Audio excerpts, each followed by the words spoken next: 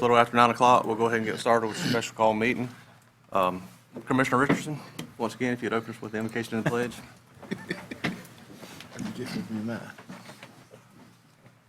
Let's pray. Father, we thank you for the opportunity to meet again, once again, take care of business. We pray, God, that you would guide us in our decisions or direct us so that we might make wise decisions in order to be able to take care of the business at hand. Lord, we thank you for all who have come out today. We thank you for all who come out and who protect us each and every day.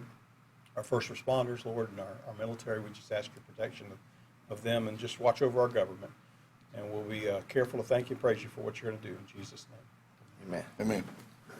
Pledge allegiance to the flag of the United States of America and to the republic for which it stands, one nation under God, indivisible, with liberty and justice for all.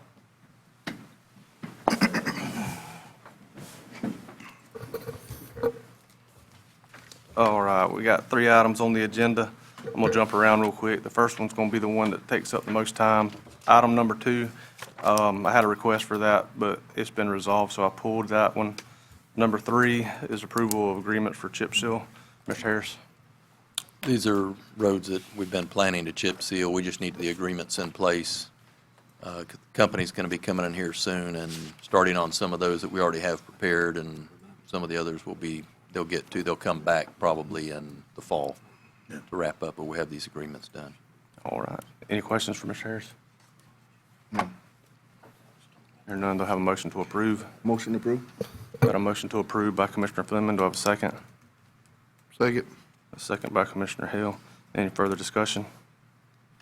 Hearing none, all in favor, say aye. Aye. All opposed, same sign. All right. Go back to item number 1, discuss possible board action, replacement of radio system used by fire rescue and the sheriff's department. James Summers, Public Safety Director, Sheriff Sam St. John. All right. Commissioners, Chairman, here to continue our discussion on the radio system for fire rescue in the sheriff's office.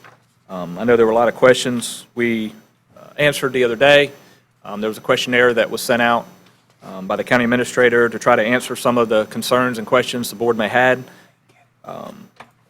We can just continue where we left off. If anybody has any questions that we can help you with, or Mr. Pravat was given the agreements, contracts, things like that, and hopefully he had enough time to look at it. It came late yesterday with the finance company, but we can pick up wherever you'd like to start off. All right. Anybody got questions or want to jump off, start us off, feel free. I have a question about definition of a term. Yes, sir. To start off right off the bat. On 2 out of the 3 invoices that you had from Williams Communication, Okay. it has a WCI service that is called Personality Development and Project Management. And item 1 for $8,000. I don't have any idea what the hell that means. My name is Josh Franklin. I'm with Williams Communications. I'm the area sales rep. I'll help you out with that. Project management is us maintaining the project of all the installs of all the mobile radios. The personality development is us building the personality that will be into your radio. So the talk groups and channels that each of the officers, fire, EMS, sheriff's office talk on, we build that structure. We sit down with all 3 departments, get exactly what they need, program those radios with those personalities that are developed with not just the talk groups from the sheriff's office, EMS, and fire, but it's also the interop TAC groups that you'll have with FDLE, with FHP, all the other state agencies that you'll have interop communications with.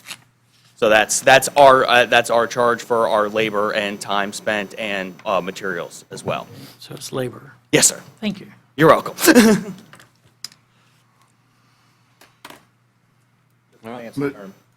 Yes, sir. Mr. Chairman, I'd like that, while he's still up there, does that have anything to go on with this channel expansion?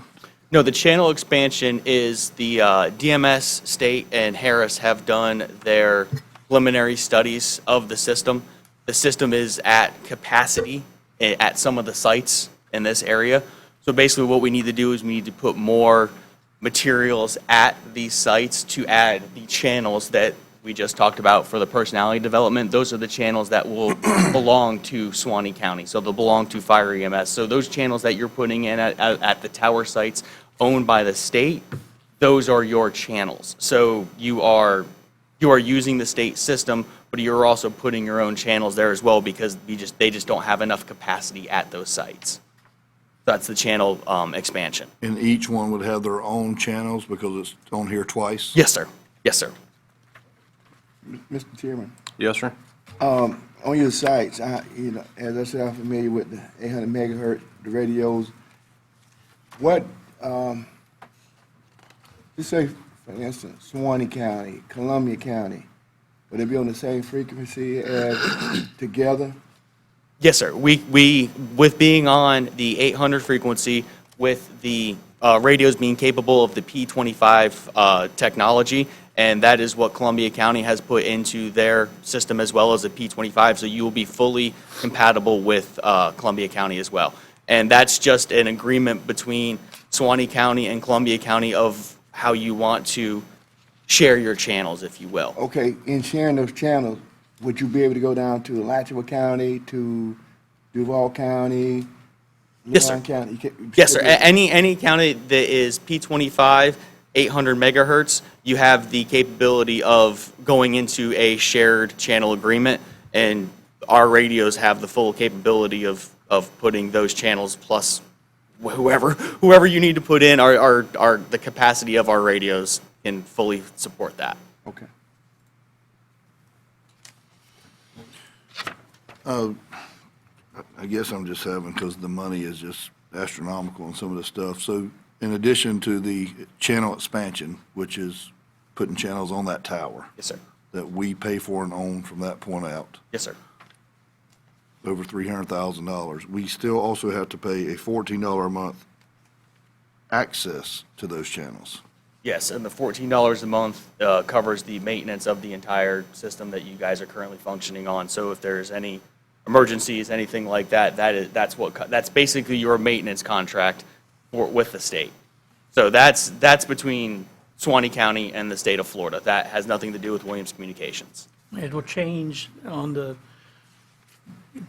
25 months from now, we won't be paying you guys that. It'll be a fee that we'll pay directly to the system. What you mean in 2021 Well- when the contract expires? Right. They're in negotiations now to extend that contract, but yes, it basically, like I said, that fee is between Suwannee County and the state of Florida, so that's what is currently under negotiation as well, is what that fee will be. The $14. Yes, sir. Okay, $14 now, but I understand that y'all have now resolved your administrative dispute between, not Williams, but Harris and the state and all of that going forward. You're now saying that they're going to extend Harris's agreement? They're in talks to do that just because whatever system is put in place, the new system will not be ready by 2021. Just with the sheer magnitude of what would need to happen to change over that system. So I know that there are negotiations of that. That's a little over our head. Those are negotiations that we have no part of, so we're just kind of waiting to see the results of that. But yes, there will be changes in 25 months, but there's also a good feeling that that is going to be extended out. Okay, so basically what we're really talking about is just an equipment deal here. We're not talking about a service deal, by getting on the state system. We'll have a separate agreement by Ms. Williams, I think her last name happens to be Williams, sending us that agreement to also get on the system. And 14 may not be the number. It will be for 2 years, but it may not be the number after 2021. That is correct. That is correct. I don't know what the new number would be, but there's a chance. I mean, that's whoever is awarded the system upgrade. That's who has determined that, whether it be Harris or Motorola. Okay. Mr. Chairman, Yes, sir. I've got some questions here, and I'm going to apologize ahead of time because some of them's going to be tough. Most of this information we have in front of us right here, we didn't have at the last meeting. Yes, sir. We had a lump sum price that we was looking at. Yes, sir. And since this information has become available, my phone has been on fire with people of the community, with the numbers here and the breakdowns. And it's going to take me a little while to get my head wrapped around the cost of this. For example, I'm looking here at the portables. They're $5,400. And then if we go down to the channel expansion, we're $158,000. If you divide that, I take it that's per radio, that's the total amount. No, sir, that's for the equipment at each of the tower sites. So the channel expansion is equipment that goes in at the tower sites that allows you the channel expansion with the state system that's already in place. Why isn't that a capital cost for y'all? That's just how the state has taken care of that, that if there's a channel expansion, the state has agreed that it falls on the partner users that are coming on board to cover that cost. Can you explain to me on the portable radio, if it's $5,373? What other costs do I have on that radio? That's it. That's it. You get that radio works on the state system, that So I- radio will also work on your current VHF system, that radio will work with interoperability with Suwannee Valley, who is a VHF. It will work on interoperability with the school board, which is VHF. That's why the sheriff, fire, and EMS had decided on the multi-band radio, because of the capabilities of interoperability with other agencies who are functioning off of VHF. But we're talking about a mobile walkie-talkie Yes, sir. with a mic Yes, sir. and a charger, I Yes, take sir. it, for $5,500. Yes, sir. It has leather seats and rearview mirrors, too. If you look at the standard cost of your digital P25 800 radios, that's very competitive in the price market, and that's state contract as well. So if you look at other prices that are multi-band radios that are P25 that are fully encrypted, we're right where those other radios are. For $5,500 for a walkie-talkie, it's hard for me to sell that to the general public. I just want to, Yes, sir.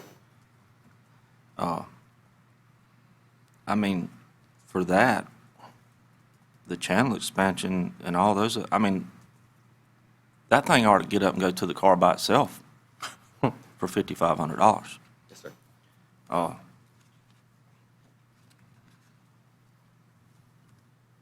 How many counties does your company represent in Florida?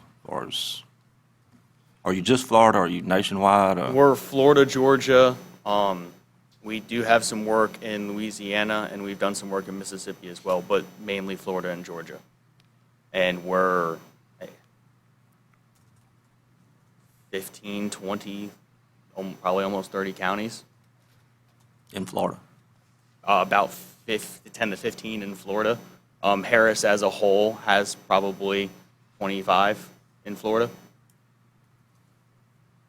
And a good amount of them are in the state system, and a good amount of them have the multi-band radios as well. You know who has the other 32 counties? It's a mixture between Motorola and Kenwood and E.F. Johnson. Does Motorola provide the same service over the same type of contract with the state where they're utilizing the multi-channels? The multi-band radios, Motorola does offer a multi-band radio. Motorola does not have the capability of working on the state system as it currently is today. The Harris radios are the only radios that will currently work on the system today and whatever system it goes to tomorrow. Since we are the current holder of the contract, those radios that I have provided will work today as well as the future. We are the only ones that can work today. In the future, the way the state has written their RFP, any radio that is P25 capable will work on the system, but that is when the system gets built. That is not today. Is there other companies in the state of Florida right now, such as yours, that's representing these other counties that's on this system? That's on the state system? No, sir. There's not another reseller in the There's state? I'm sorry, I misunderstood your question. There's another Harris reseller. They're called Communications International. What has happened with the state is basically the state is split in half to help us as a dealer to where we don't have to cover the entire state. They cover the southern half of the state, we cover the northern half of the state. The state is split up into regions, and we have, Williams Communications represents the northern regions. You're the sole source provider of Harris radios for the county governments or for the governments in this part of the state? Yes, sir. I know that's, I mean, I understand what you're saying, and I'm like you, Lynn, I had a, kind of a sticker shock. But then if you, I don't know if you had read this question 6 and our response on that, kind of covers, because we're, like I said, we haven't, we've talked to numerous different radio companies, and, our first thought was to redo what we have now, to have our own system and redo it. And by doing that, we're looking at, John can break it down a little more, but, we're not talking about a whole lot of different money from redoing the system now or doing the slurs. So we're looking about, the same amount of money. But then when you start redoing the system, then there's a lot of unanswered questions about, as far as if you read number 6, some, about, are we able to get, the antennas at the same height, the power to the different, antennas that we need. And then plus there's the issue about, the buildings that all the equipment will sit in, some of that stuff is on private property, or are we able to do this? So just a lot of unanswered questions. Plus another thing that concerned me is that they give you a computer-generated, a model of, what the system will do once they get it completed. Now, that's on a computer generated. Now, we won't know, hopefully that's what will happen, but until we spend all that money and redo all these towers and buy new radios, we don't know until we keep that radio and say, hey, can you hear me? With the slurs, that's why we was kind of leaning towards it, because first of all, it gets us out of the tower business, and second of all, we've already tested it, and it works today. And then if we do decide to do this, we know it's going to work once we purchase the system and so forth. So, I mean, I agree with you, Ms. Stapleton. It's a lot of money, but then the alternative is a lot of money too, and there are just so many uncertainties there that's why we was kind of leaning this way. I don't have an issue with trying to change to a new system. The biggest problem I have is we have one provider that's given us a price for it. And if I'm understanding you correctly, you're telling me that's the only provider there is? Or are you telling me there's 2 in the state? You're saying there's one in... So for the option of going on to slurs, we are the only provider. The fire EMS and sheriff have looked at other options. I can't give you what their results were from those options. I can just give you what my option was. And yes, I'm the sole provider for this option. There are different ways you can go about putting a new radio system in. The system that's already in place, the slurs system, is the one that we are the provider for. So that's why we're the only ones that can provide it, because we're the ones that are maintaining it, and we're the ones who have already put it in place. So you're coming on board to a system that's already in place and being maintained by us. That's why we are the sole provider for that. There are many different other options you can go with, and I mean, we provide options as well that are not associated with slurs. That's not the only thing we do is slurs, but this is an option that's already in place. So it's one of those that I know that they looked at different options. They've looked at different options through us as well. We discussed, bulking up the towers and what it would cost and different things like that. So they can speak more clearly to other options that they have explored. But I know that I'm not the only option they explored. This is just the final option they came across. Mr. Chairman, Yes, sir. maybe he can answer this question. With the system, which I say I'm very much familiar with, and my concern is officer safety.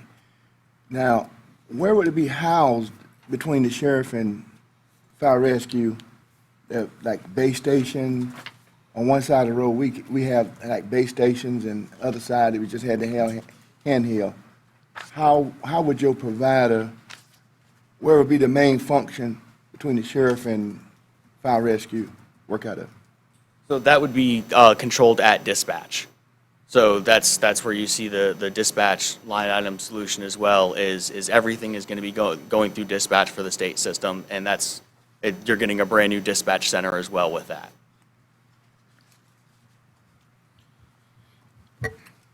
Mr. Chairman. One second, Mr. Rich. When we were in the early meetings, looking at partner with the school board, and we were doing going out and marking all the towers before we were going to them, and I know we were talking about having to buy those climate-controlled boxes that would go on the different towers, and the way that the tower from Brantford would communicate back to the tower and dispatch here at Redundancy Live system. Oak. Yes, sir. Did y'all ever get an overall price on what that was going to cost? Because I think that's one thing that is kind of missing for them, is that the board didn't get to sit through the different options Right. that you looked at. They're just seeing this $2 million option and then having nothing else to compare it to. Right. We looked at Kenwood, Motorola, and Harris for the state system.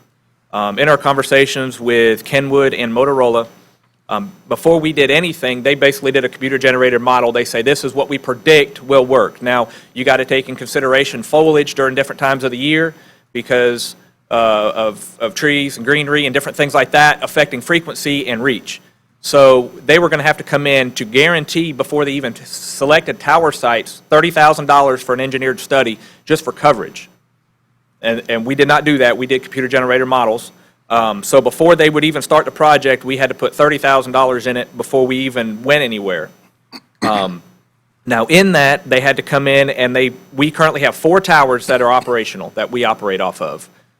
Dallin Park, Welborn, Live Oak, and then Brantford. Some of those current sites are in mobile home front yards, unsecured, refrigerator boxes. They're in dire need of upgrade. They have to have a generator, an AC, and monitoring at all those sites for security and climate control. So with those, if we were going to have to select new sites and/or new boxes, just the box for the site was $70,000 before we even did concrete, generator, AC units, things like that. So the enclosed buildings were $70,000 a piece. So that was going to be times 6 sites per Motorola. So we were going to be in for that plus $2 million for their system. Now, that was buying all new equipment. That was the tower modifications, climbing towers, new antennas, different sites that we were going to go ahead and contract negotiation for use of other sites. I think they were selecting some sites off 349 to help with their coverage. There was another site in Brantford that they want to select, and a site they wanted to move the Welborn site because it's in somebody's front yard and it's unsecured. They wanted to move that south for better coverage. Kenwood was about the same. They looked at a trunking system that was sitting right around $2 million. We were still in the tower business because we know that, if in the event of a hurricane or something like that, it's our responsibility. We're going to be down systems, things like that. With the state system, that falls on the state. We go from 4 towers currently to 8 towers. We have towers scattered throughout the center of the county and towers around the perimeter edges of the county. Our current system doesn't work on the river at all. State system works on the river. So we can operate, boating accidents, planes, different things that we've had. We had a plane in Dallin Park. Radio systems could not get out, and they're close to a tower. So there's a lot of different safety factors. Encryption.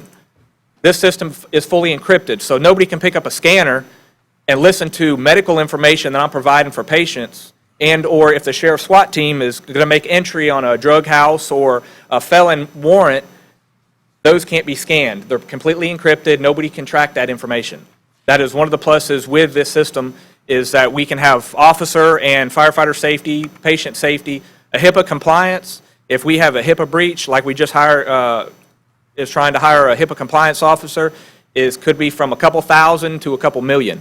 So, this system is suitable for all the needs that we have. Plus, if we do have a different contract with the state come 2021, and with that contract, if a different company gets it, they're going to have to go into tower negotiations, property negotiations, all that stuff. So that system's not even going to be active until 2025 by the time they get everything done. The state's contract states that any equipment that is currently used on the state system must operate on the new system that's in place. P25 compliant system, which is what we're looking at, is operable on any system that comes for the future.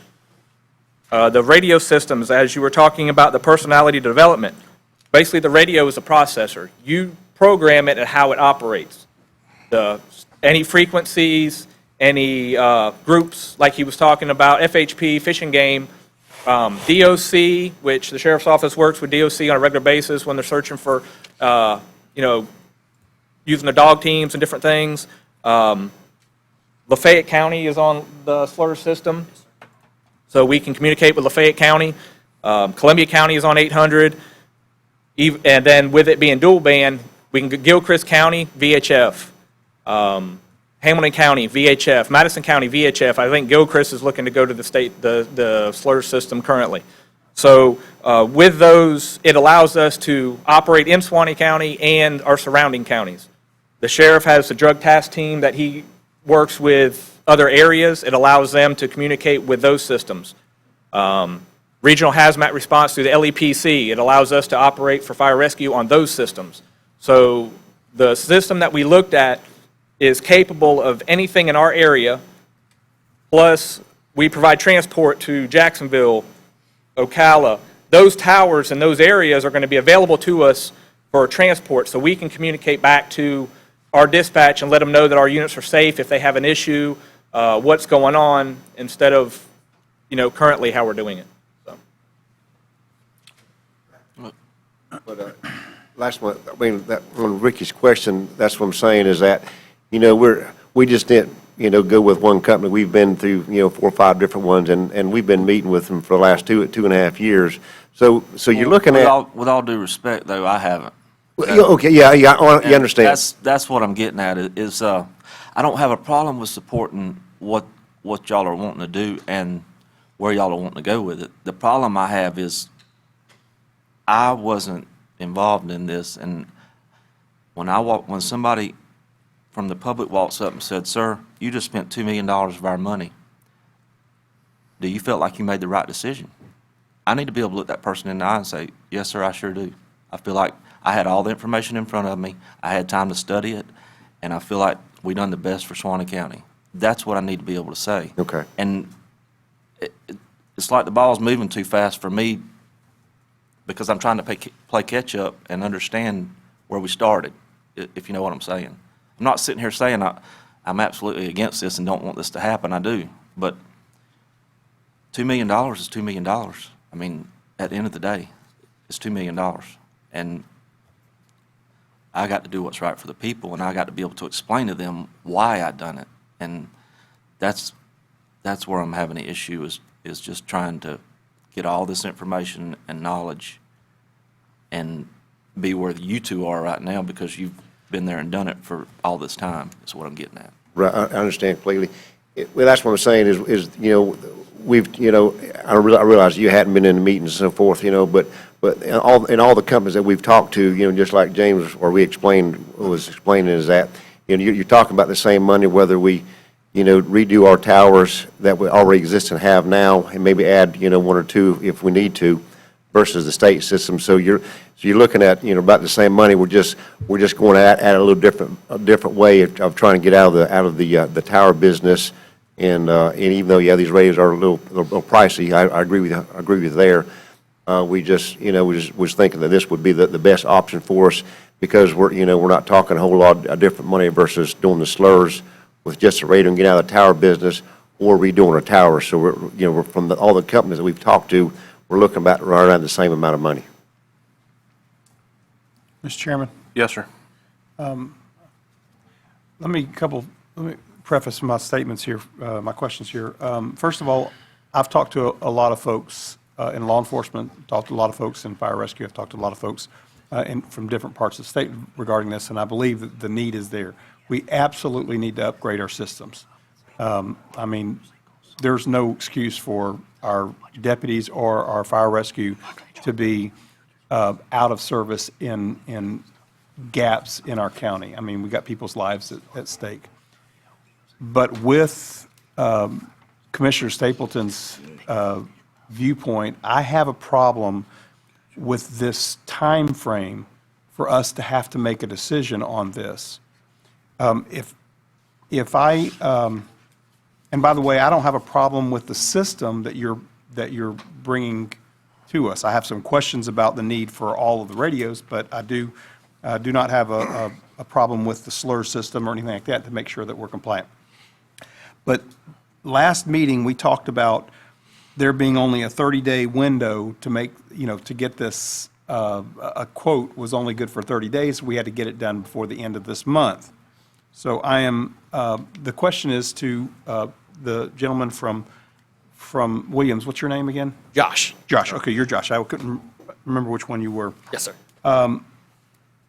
You said our quotes are only good for 30 days according to the quotes that are in our packets. But the date on these quotes are 2/25/19, and then 3/8 on the last one, the one for $200,000. My question is if these quotes were generated back in February, why did we have until July the 1st when you only have a 30-day window the prices are only good for 30 days? Why couldn't we extend this another month so that we can get our head around this thing and wrap our head around this and understand it and be able to communicate it? to So our you absolutely can do that. And the reason why July 1st was the drop dead date for these numbers exactly is that's when Harris's fiscal year ends and they do price adjustments for all their radios come July 1st. So there'll be a slight price change. I won't know that till July 1st, but I can rebuild those quotes for you come July 1st if this does extend past that. So that's why the June 30th is the drop dead date for these numbers here, because I have to readjust all the different prices for all the radios once July 1st comes. Under the state contract that's referenced here, what is the anticipated price increase? Because when I look at the contract and the addendums, I don't see anything that calls for an accelerator just because of fiscal year ends. It changes each year. Some prices go up, some prices go down. There is no consistency with how they do their price adjustments. But I can get those to you July 1st. I got a question for you. Yes, sir.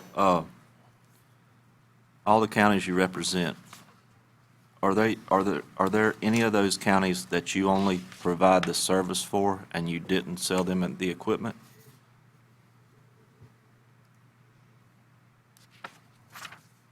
No, I do not believe so. I believe that we have done the equipment for all of them. I believe that there is a county in Georgia where we are maintaining their Motorola equipment as we slowly transition them into. With this system, though?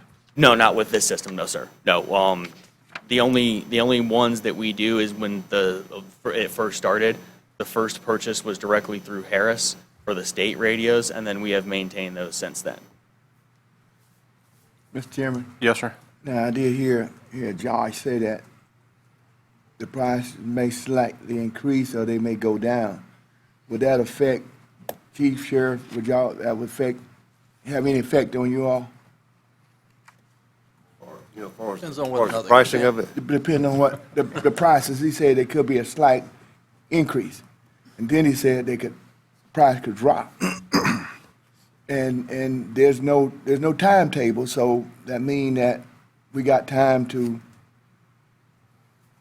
do some negotiating.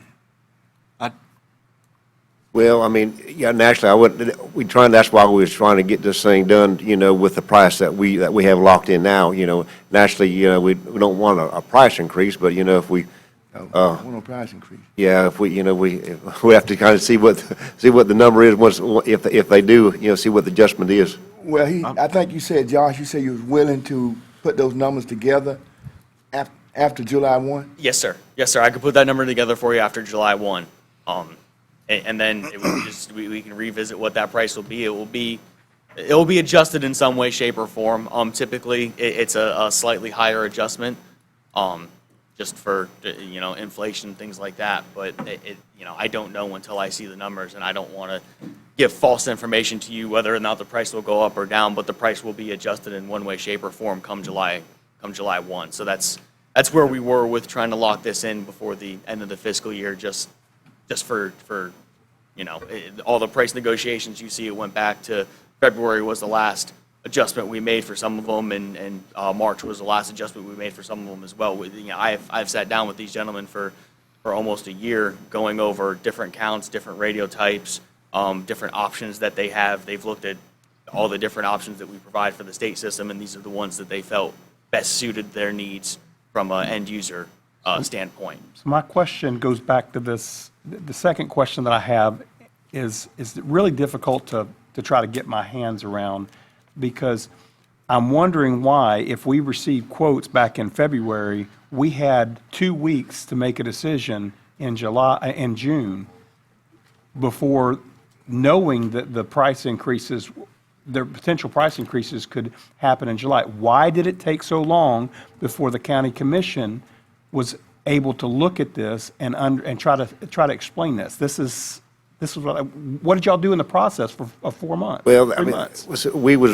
that's what I'm saying. We was meeting with other radio companies. You know, I'm telling you, we explored all options, Mr. Richardson. We've 4 or 5 different companies. And the problem is that it takes them a while to do all their analysts. As far as they have to go to each tower site and look at it. Another thing is that was the problem that we were running into is that in looking at these towers, we was doing what they call doing the microwave links between all towers, and with that there's a dish up on the towers. Sometimes 2 or 3 different dishes, so they have to do a load study on it. And that's where Jane was talking about. They're going to have to pay us, or pay them $30,000. So we was here again. We were just going through so many different companies and so many different options because, just like Mr. Stapleton's concerned about money, I am too. I mean, because I said, man, that's a lot of money. And then what really got me is that once we learn is that, when they complete these computer generated models of, okay, this is how it should work. And then you got the question of, okay, will the FCC allow us to get the towers at the proper height? The power, will the towers, will they, the load, will they be able to keep these dishes, on, if some type of wind, will it blow the tower down? So there are just so many unanswered questions that I just didn't feel comfortable with about you spending all this money, and trying to figure this out. Plus, once it got done, we don't know what's going to work until we key that radio up and say, hey, can you hear me? There were just so many, here again, you're talking about the same amount of money, but there are just so many unanswered questions in my mind that, once we won't know this thing, if we've done what we're supposed to do until we key that mic. Now, when we went to that meeting over there, that traffic safety meeting, we was over at the EOC and dispatch in Columbia County. Now, Columbia County, they've done a fabulous job. Now, they've built their towers out and so forth.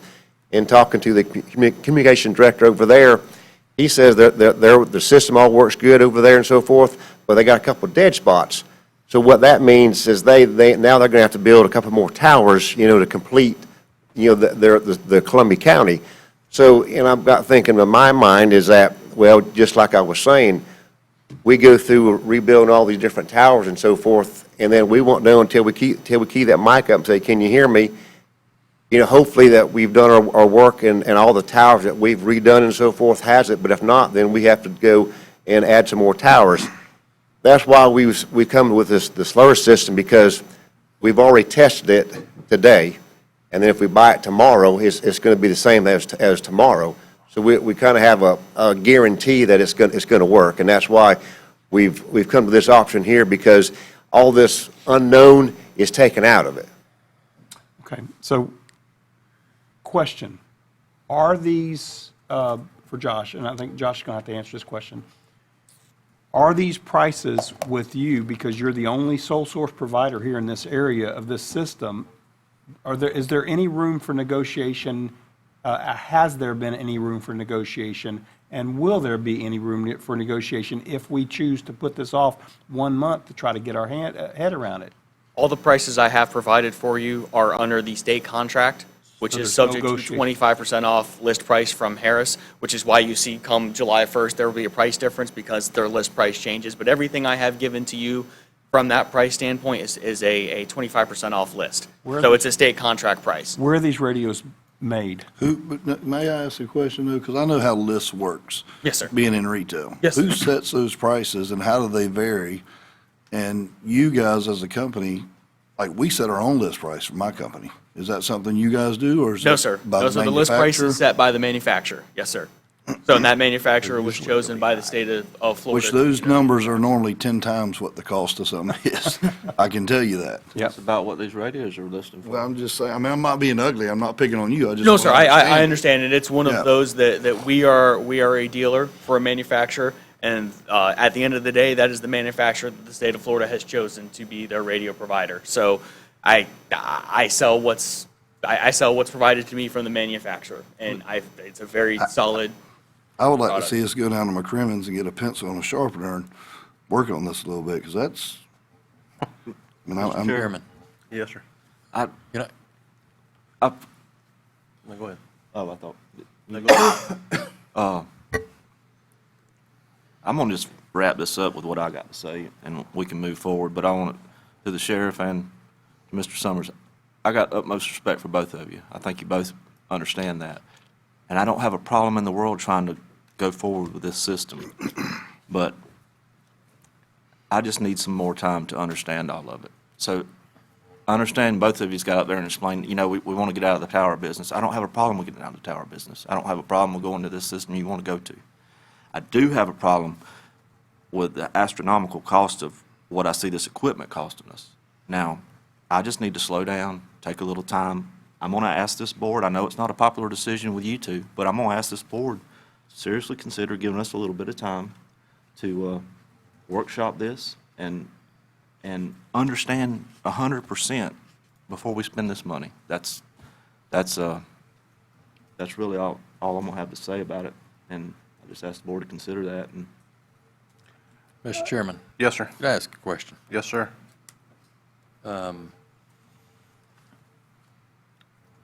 I think the choking point here is this outrageous number on this equipment. I think it's a horrible price on the equipment. It's absolutely outrageous. There's zero justification for a number like that on a radio, in my mind. And I'm saying probably what all these commissioners really would like to say. I'm just less diplomatic than they are. It's just a crazy price. There's no way to justify that number. But having said that, wasn't there a breakdown somewhere on this, on the radios themselves and the programming? I thought that there was a breakdown on that, because what I have here is showing, for instance, a portable radio at $5,373. Is that just the radio, or is that the programming that goes in it as well? It's all inclusive, or is there something else somewhere? The 5373 is the radio itself, and then there's the radio programming, which is the state contract fee of $79.10. Now, I will say that I can provide other options from a radio standpoint. The price that you see for the radio is the one that Fire EMS and the Sheriff's Office has chosen to be the most forward, future-ready, and multi-band radio as well. I provide other options for lower-tier radios on the state contract pricing, and that will work on slurs. This was the option. They looked at all the different, radio tiers that I offered, and this was the option that they chose to go with. Okay, well, let's talk about that for 1 second. Yes, sir. Is this the top of the line? Is this Yes, the sir. catch me out? Yes, sir. What's your price range between your bottom end and this one? I go as low as it's right around 3,000 for the lower tier, and then the 5,300 for the higher tier, and I have radios that fit In between that? in between there. Yes, sir. Well, that was part of my question. The other part is, we keep talking about these are ready to go for some upgrade that may occur in a couple of years. Is that correct? Yes, sir. All right, I don't remember the verbiage for that. But, so let me create an illustration here. If you sell a $3,000 radio that'll get the job done, and something changes in 2 years, what's the process for upgrading that $3,000 radio to get us to where it'll work on So whatever modifications regardless occur? of what direction the state system goes, even my low-tier radio is the P25 technology capable. That radio will be capable to work on whatever the state system goes to. There are other options out there that are utilizing the LTE spectrum. The radios that they have chosen here have that LTE capability as well. It's called FirstNet, and they're looking at options for FirstNet to be part of the public safety world in the future. And that's where they're looking at utilizing this radio to be even further future ready than just 2 years down the road when the system changes to a P25 system for the state. So whatever direction LMR radios are You have a going. $3,000 radio that's P25 ready. Yes, sir. Warranty the And same? so it's $2,300 less than this one, Yes, sir. and it's P25 ready to go. It's P25 ready to go. Yes, sir. It is single band, so you won't have the interoperability with any of the VHF networks, but you'll have That's the full, significant difference is the multi-channel versus the single the channel. multi-channel, and then the capability of having the Wi-Fi capability, and then also having the LTE capability in the radio as well. So those are the main differences. Other than, I mean, there's some advances in technology differences. It's the brand new Harris radio. It's a lot more durable, a little bit more ergonomical. It's waterproof. It's got the mil specs, the IP68 standard as opposed to the 67 standard. So it's one of those that it has. I can From a functional standpoint, what's the most substantive difference between the two? You don't need to go through the 15 different issues. The biggest functioning difference would be the LTE board and the multi-band capability. Okay, multi-band. Yes, sir. That's the issue, and that's the one that I think we had some conversation on in the questionnaire. How many needed to be multi-band versus single band? Is that, Yes, sir. And in that questionnaire, all the mobile units, all the units that were mounted in the trucks, the vehicles, those are all single band. The only radios that we purchased that were multi-band were the ones on the person, on the officer and the fireman. That way, if they go, when they're working out in the field, they can operate any system. They go into Lafayette County, or they go into Gilchrist County, and they're walking and searching, or they're out of their car, they can operate on any system versus if they're in Lafayette County or Gilchrist County, and they can only operate on single band, which is the VHF system, they have to go back to their car and communicate. Versus if they have that radio on their person, and they're out of their Let me ask vehicle, you a question. What are you using today? What have you been using for the last 10 it's years? just VHF, Is it single band? single band VHF. And it's been working for the last 10 years? That's what we're having issues because we have dead spots. The sheriff's system is Okay, let antiquated. me make a distinction, though, between dead spot issue. I don't want to mix all this stuff together. Will this single band radio that you have for $3,000 not have dead spots? Yes, sir. Because it's still utilizing the technology of the slur system. Okay, These- all right, because I didn't want to mix in the dead spot issue with the idea that we've used single band for the last 10 years and it's worked. Well, it's different frequencies of Because we single would band. we would eliminate the dead spot issue Yes, sir. with a $3,000 radio. We just wouldn't have multi-band. We might continue to have single band, right? You have, and what the single band and multi-band is, you're going to different frequencies. VHF is completely different than 800. So if you purchase a single band 800 frequency, then that's the only system you can communicate on. So if you have to work with other agencies, or you can't communicate with them with that radio. So that's what we're trying to say. Are we That's the working with difference. other agencies today with our current setup? We cannot communicate with Columbia County because they are on 800 and we're on VHF. Lafayette County Sheriff's Office, they're on 800, they're not on VHF. How do we We would still be communicate with? functioning about the same way, except that we would eliminate our dead spots in the county. Yes, sir, we'll be on 800 frequency. But Lafayette County and Columbia County, they're on 800 single band?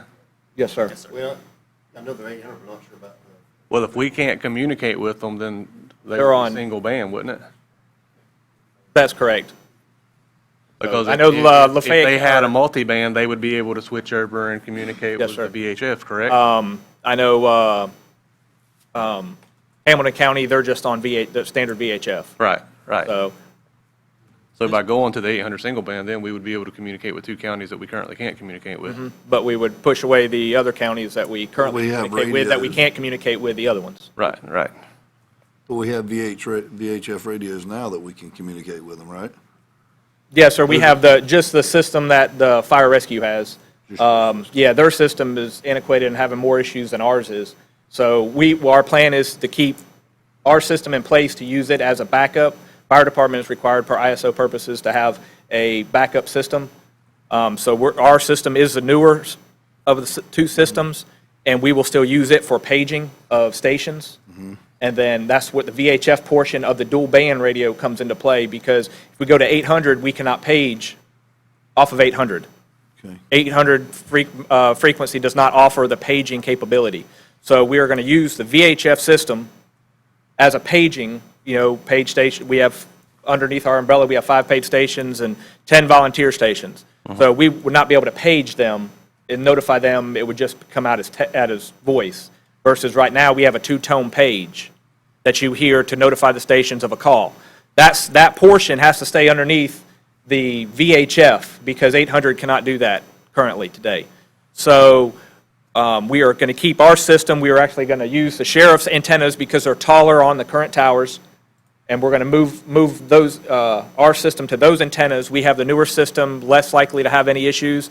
We're going to use that VHF system for our paging capability, and then we are going to voice on 800 automatic through dispatch. That's how the system is going to be programmed.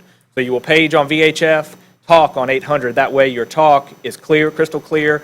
There's no interruptions, and there's less likely to be dead spots. I've got one more question before we go too far on that. And it goes back to, I think someone alluded to this earlier, it may have been Commissioner Stapleton. My question is, does the state actually own all of these towers, or does the state have space on all of these towers? It's a mixed bag between Harris owning tower sites, state owning tower sites, and some of them being leased. Okay. We have multiple towers throughout the entire state of Florida, so it's a mixed bag. Okay, so here's really the crux of my big question. Do you offer your services on the tower and servicing the tower and making the slur system available without also providing the radios? And the reason I'm asking, obviously, is in case these commissioners want to consider buying radios from someone else. And I understand that you're telling us that this is a competitive number.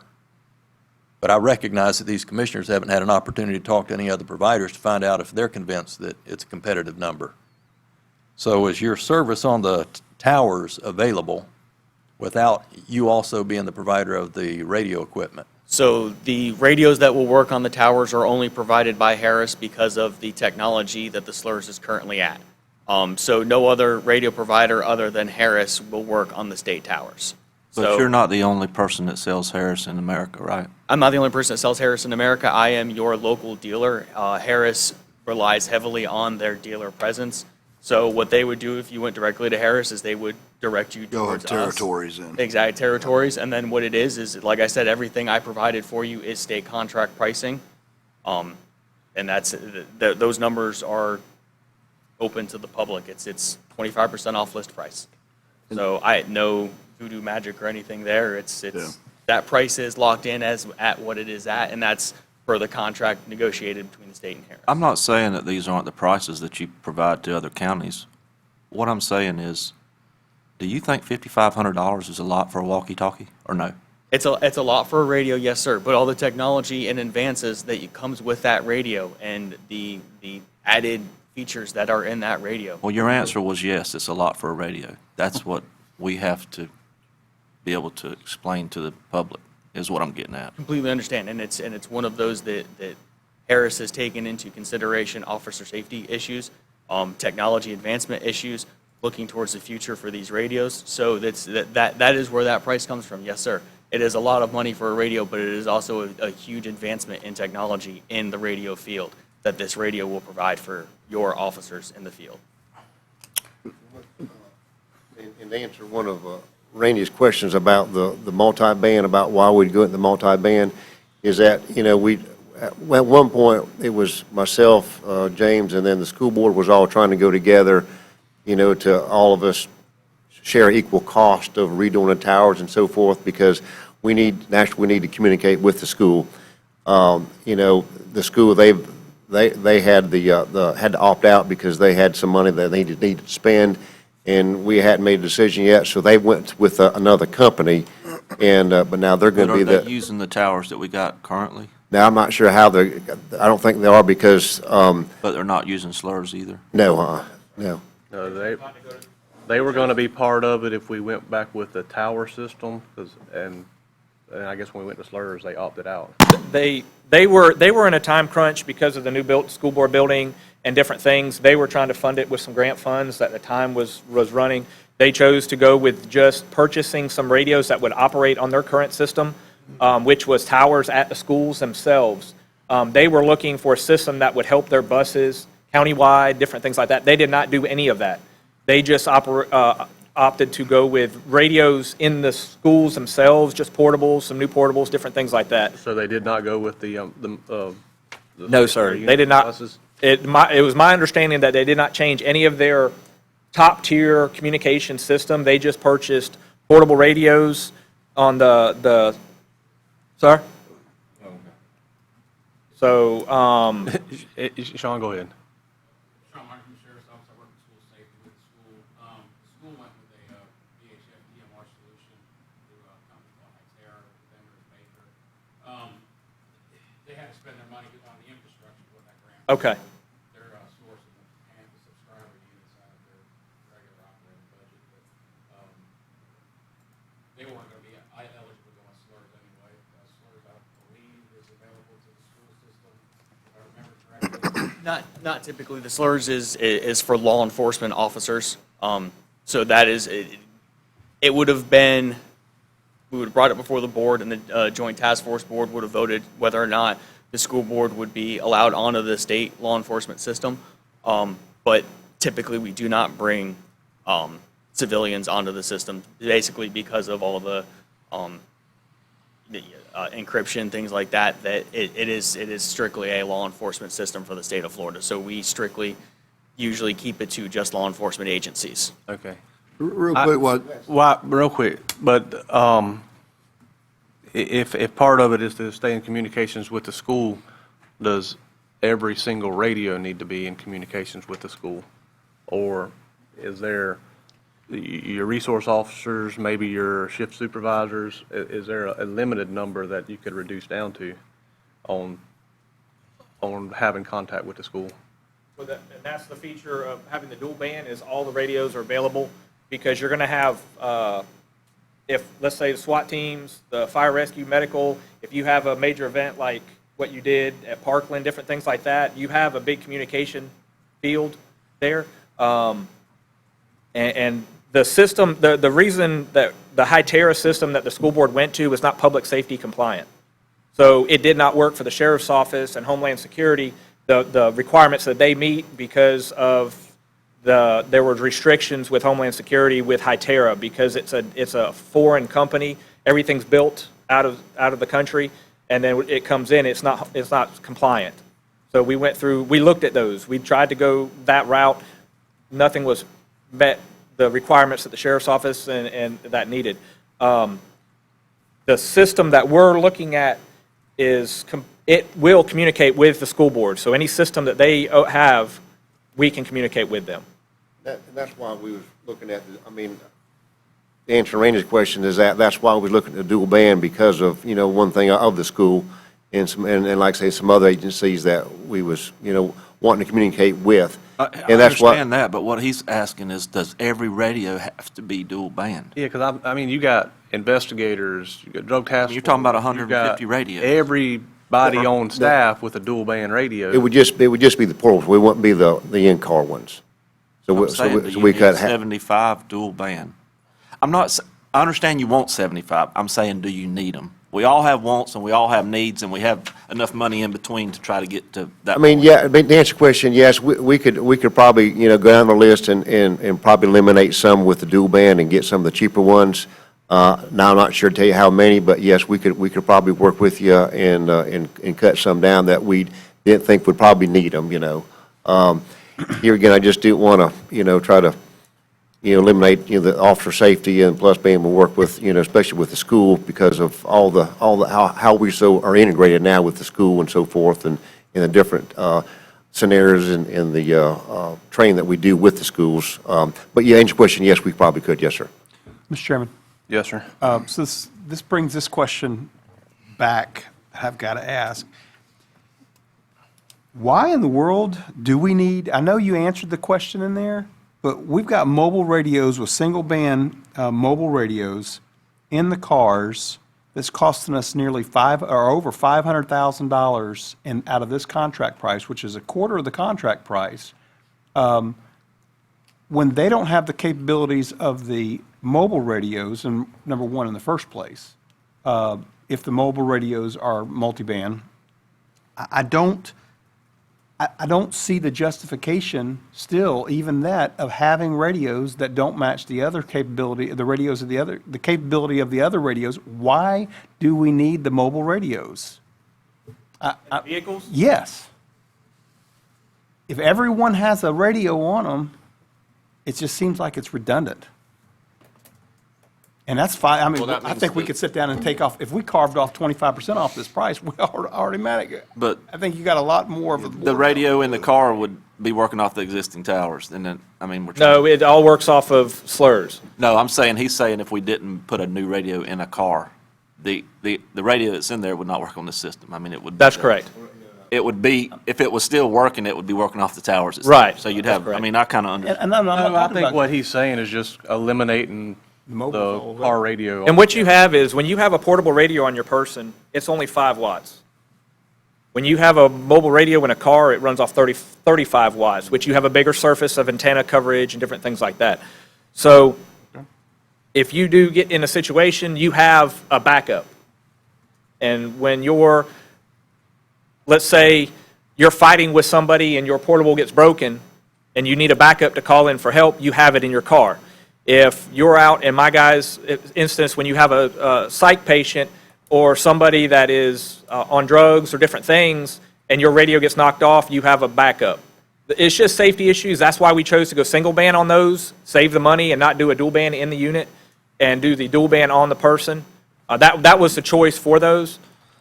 On those, are those the cheapest model you have? Yes, sir. That is the Those are the cheapest. least expensive. The in-car radios are the X225, which are the Miss- least expensive option that are fully capable of the slur system and RP. Mr. Summers, Yes, sir. what, got a question for you on the portables that you have now. What life are you getting out of them? The current radios that we've had in place for about 8 years, we have a limited number, and what we're looking at is we haven't, like the new units we've purchased, I haven't purchased the new engines, I haven't purchased any radios for those because I knew this conversation was going to come up and I didn't want to spend extra money.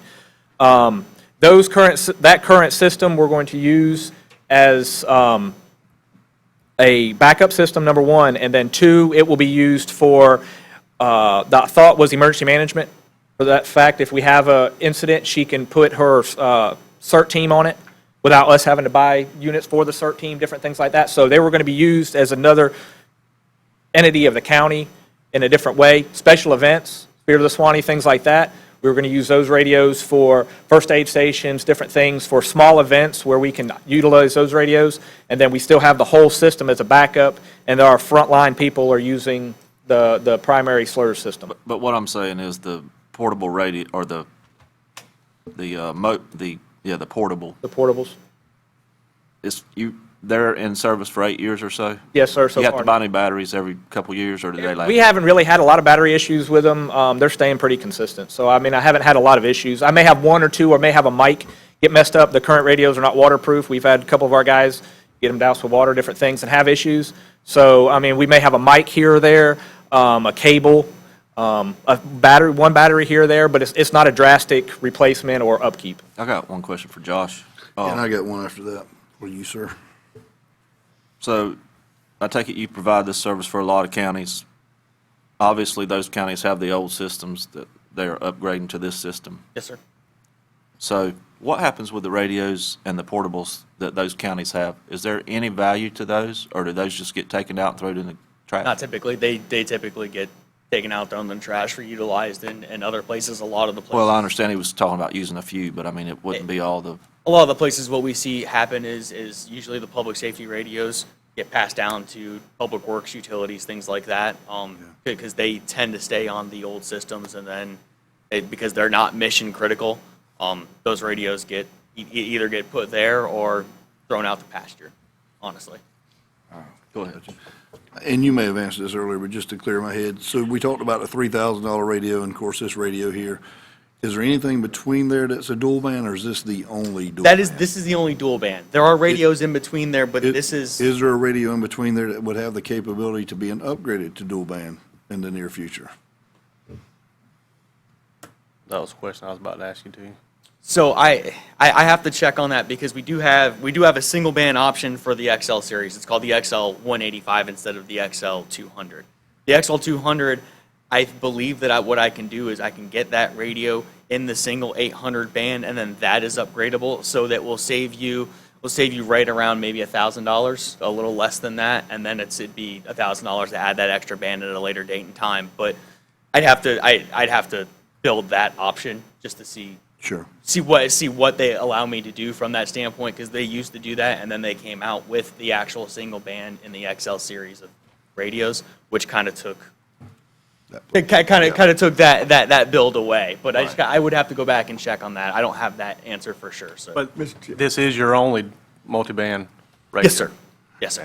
Mr. Chairman, as I sit here and listen, and our main reason is safety, officer safety. That's my number one priority. But still, again, we're talking about money. You're a seller, sheriff and paramedic, fire rescue, they're the users. But the good stewards of the county's money, we have to give an account. Commissioner Stapleton said that his phone has just ring about some of the prices, apparently.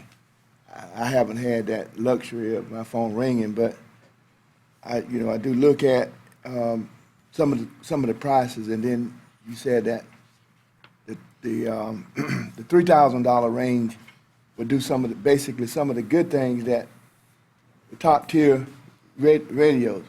Also, you said the price could increase slightly, and you could have a significant drop. Now, you just said something about $1,000 in difference, maybe due to the fact that after July 1st, we may have some decreases. You may come out, next year may come out with a new type of radio with a capability of the top tier radio. So we're talking money, and I think money is what's bogging us down right now. Maybe we do need to workshop this thing. I'm not against having the capability of a good service. I want you to understand that. Because I'll be, doing the same thing, and I know we have those radios, and we utilize those radios, but maybe we need to workshop this thing, and all we're doing is just going round and round, and if we not table it, but just workshop this thing, Sheriff, Chief, and see what we can come up with, and we come to a conclusion, what's best for the seller, you the users, and we're the ones that looking over the county's money. Would that be some time for you all to come back with us and give us the opportunity to really think about what we're dealing with? Yeah, well, like I say, I'm sure James the same way is, I'm looking off for safety. I could just tell you story after story after story with the guys out on portables, where they can't get a hold of anybody. All you hear is static, and that's just, it's been a problem for decades with the sheriff's office because of the radio system, and I was just really wanting to try to upgrade it. And here again is yes, is this a lot of money? Yes, it is. But the other options are a lot of money too. Yeah. And then just like I was saying, you don't have a guarantee once you spend the same amount of money on fixing all the towers is that going to solve the problem? With this one here, you know, just like say, it works today, it's going to work tomorrow the same way. With, you know, here again, we're all looking at officer safety and be able to, you know, communicate and plus serve the community out here. And that's why, you know, I've been dealing with, you know, talking to different radio companies for the last 2.5 years. And just like I say, appears to be the best option for us. You know, you're not looking at, you know, everybody talked about a lot of money. Yes, it is. But the other option is a lot of money too. You know, we're going to be talking about, well, how much does it cost to, you know, fix a tower, and then you got all these unknowns that you don't know what's going to happen until after you spend the money. That's just what I can't wrap my mind about, you know, spend all this money on something that we don't know for sure. I mean, yes, it'll work better than we do now, but is it going to work, you know, like it's supposed to be? And with the slurs, we just know it works. It just works how it is now, and you're not talking, you know, much difference in either fixing our radios that we have now or going to slurs. You're talking about the same amount of money, but I just looked at, you know, trying to get something fixed and officer safety for us. Mr. Chairman. Well, I'm not saying, excuse me, I'm not saying don't, but at least allow us the opportunity, you know, after July 1, to come back with Josh and his company and compare those prices again. Mr. Chairman. Yes, sir. I think that what I hear is a concern, number one, over, and this is just my opinion, I've got a couple questions, is there's a concern over spending all this money and then still having more money to spend later on down the road for things that either we don't know about or can, you know, just small things, whether it's a maintenance issue, whether it's, well, I don't know how long these things are warranted, you know, all of those things come into question.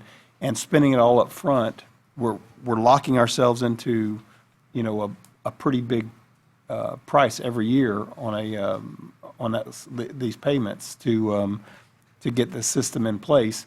And then if something changes or there's still some uncertainty in it, but that's just, to me, that's just what I hear up here. I think the biggest concern goes back to the amount of time that we have to make this decision. But my questions are this: number one, will those 5-watt radios, those portable radios, kill all the dead spots cover all the dead spots in our county?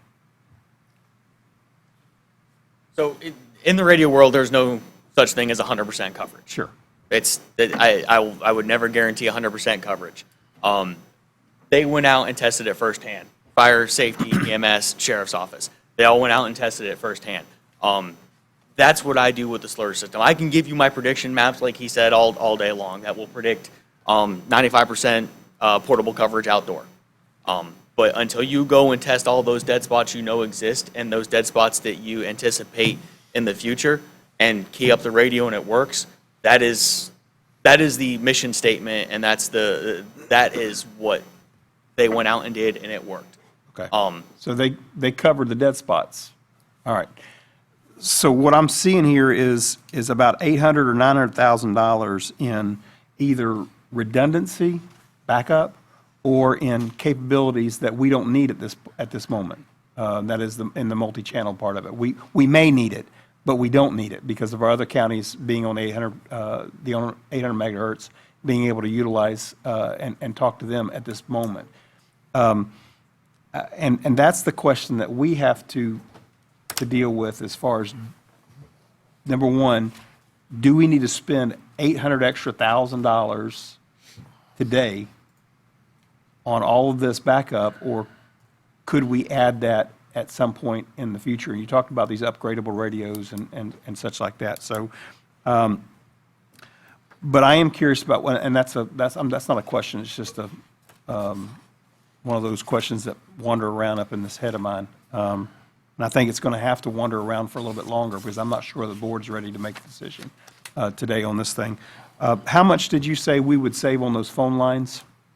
Roughly about $30,000 a year. $30,000 a year. So none of this backup that we'd be looking at involves those phone lines at all. No, sir. Those phone lines are going to be. We're taking those phone lines out because they're basically going to the sheriff's system.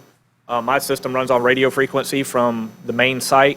The only thing we're going to be keeping is six. We'll be keeping 6 phone lines instead of, I think there's running almost 50 back and forth now. So we're going to be keeping the lines going from the main tower site out to the outlying towers, because you have one going one way, one going the other way, 2 pairs per tower. Instead of, like I said, we're running radio frequency. And we talked about repair cost. These Before are you- covered under, okay. Before you go there, I'm going to ask Go this ahead. question because we're talking about the $30,000 right now. Is that $30,000 covered under our budget, or is it covered under the sheriff's budget? Because it sounds like it's a facilities cost. It's not under mine. It's under probably the sheriff's office and dispatch and emergency management. So it is covered under your department? Your departments? Yes, sir. Yeah, far as we can tell, we researched, through Windstream, and that's my understanding of it. And there's no savings on the EMS, fire EMS No, side? sir, because we're not utilizing, just the 6 pairs is what I pay for. And that roughly little more than half of what the reoccurring cost of the $14 a month would be. Yeah. I've got a question Go ahead. for some clarification. On, well, these pages aren't numbered.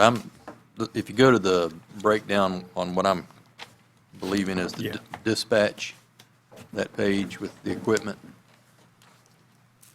that second item down, max PSP extended service plan, blah, blah, blah. It gets on down there and it says per position per year. I don't know, That's probably 3 positions in dispatch. well, 4 it's saying positions. 4, and then it's got a price of $25,200. Is that every year? So that covers 5 years. That's 5 full years of software, and warranty. Okay, so it's That's another one. $5,000 a year. Okay, so best I can tell then, we're at $288,000 a year. Is that correct? If we were to do everything that's in here? A little over 288,000. 289,000? Because you got 233,406 is a part of this financing, and then you've got $50,000 a year in service. Does anybody disagree with that? Was that part of the $2 million? No. Costs, all No, these? no, that's just the equipment. That's just the equipment. So you're just about at $300,000 a year to do this. Did we budget $75,000 in each of the agencies? in the We current Yes, sir, we to did start to 150 have we discussion. budgeted $150,000, I believe. For total. Total? Total. Yes, sir. Total, okay. So we're really talking about doubling that. But that was with the Going belief forward. that at the time, that the school board would be on board with this. Yeah, it was going to be a third, a third, and a third, I Third, believe. and so Yeah. now we're dealing with the, And we were focusing on a $2 million project. Yes. When we discussed that, and we split it in thirds, and then the school board backed out.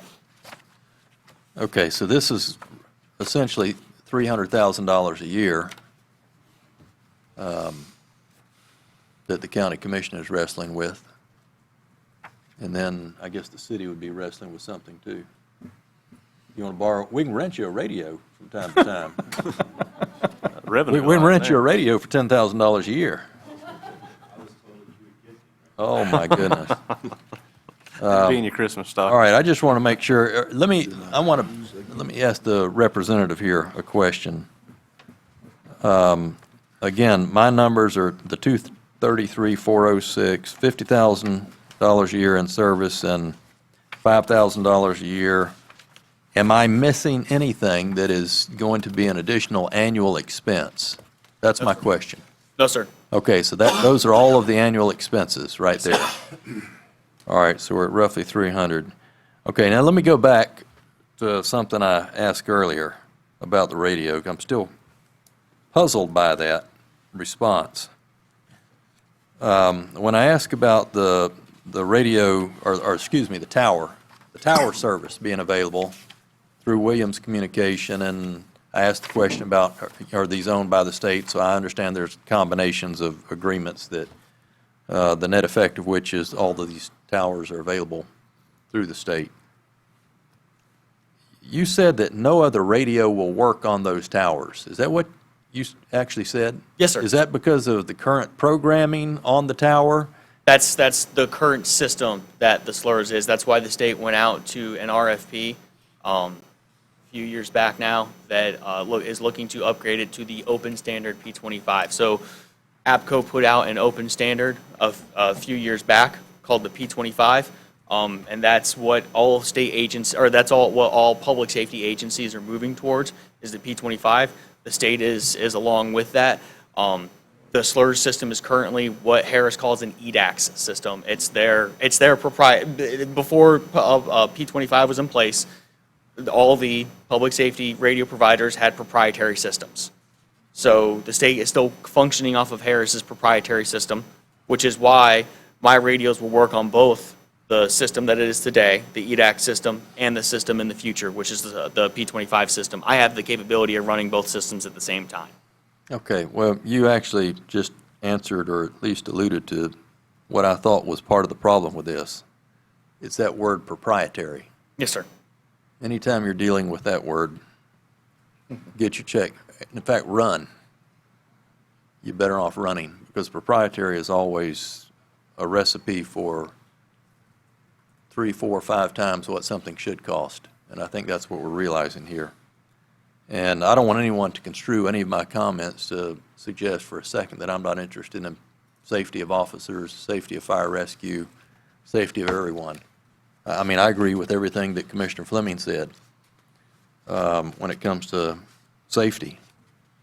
But this is just an astronomical number that we're wrestling with here. I'd like And, to clarify one thing too. When we were talking about the towers, and you said Williams system, Williams doesn't have that system. It's the Harris system. Harris, yes, sir. Yes, I'm the. I mean, I'm the it's all for Harris towers. No, I understand that. Okay, all I right. understand that from what he said. Okay. I was trying to, my first part of that, though, had to do with the ownership of the tower and then the actual system that was on it. So he answered that question as well. What, Commissioners, and when you talk about proprietary, the system that Motorola wanted to put in was a Moto Turbo, which is a proprietary system. When you get to these vendors, Kenwood, when you go to NextEdge, only speaks to NextEdge. When you have Turbo Moto, it speaks to Turbo Moto. So there's not a blend of radios, and they do that for a reason, because they want to be proprietary to their system and they want to sell more radios. The state system that wanted to go P25, that's what the state's pushing for the operation systems to be able to speak to each other for the same purpose of, you know, when you have a hurricane and things like that, that you can have open networks. That's what the state is trying to push. Years past, it hasn't been that way. Systems only speak to certain systems. So I'm just kind of filling in on when you talk proprietary. They're trying to go P25 compliant. That is the new system, the new programming that the state and they're trying to push into the future to where the systems speak to each other. You have Turbo Moto, like I said, is what Motorola looked to sell us with our own towers and adding a few towers. It was a proprietary system. It only spoke to itself. You couldn't add other systems into it. And then on Commissioner Stapleton's question, I spoke to Paula at admin, and she checked with our insurance company. Being the cost of these radios, they are covered underneath our insurance policy with a $500 deductible. So if we do have damage to a radio that's currently new on our system, we're not going to pay the $5,500 to replace it. We're going to pay $500 because it's covered up to $15,000 per item with a $500 deductible. So just. Is Harris still, this is the same Harris semiconductor company out of Melbourne, right? Sir? This is different from the Melbourne company? Yes, sir. Okay. Well, I'm sorry.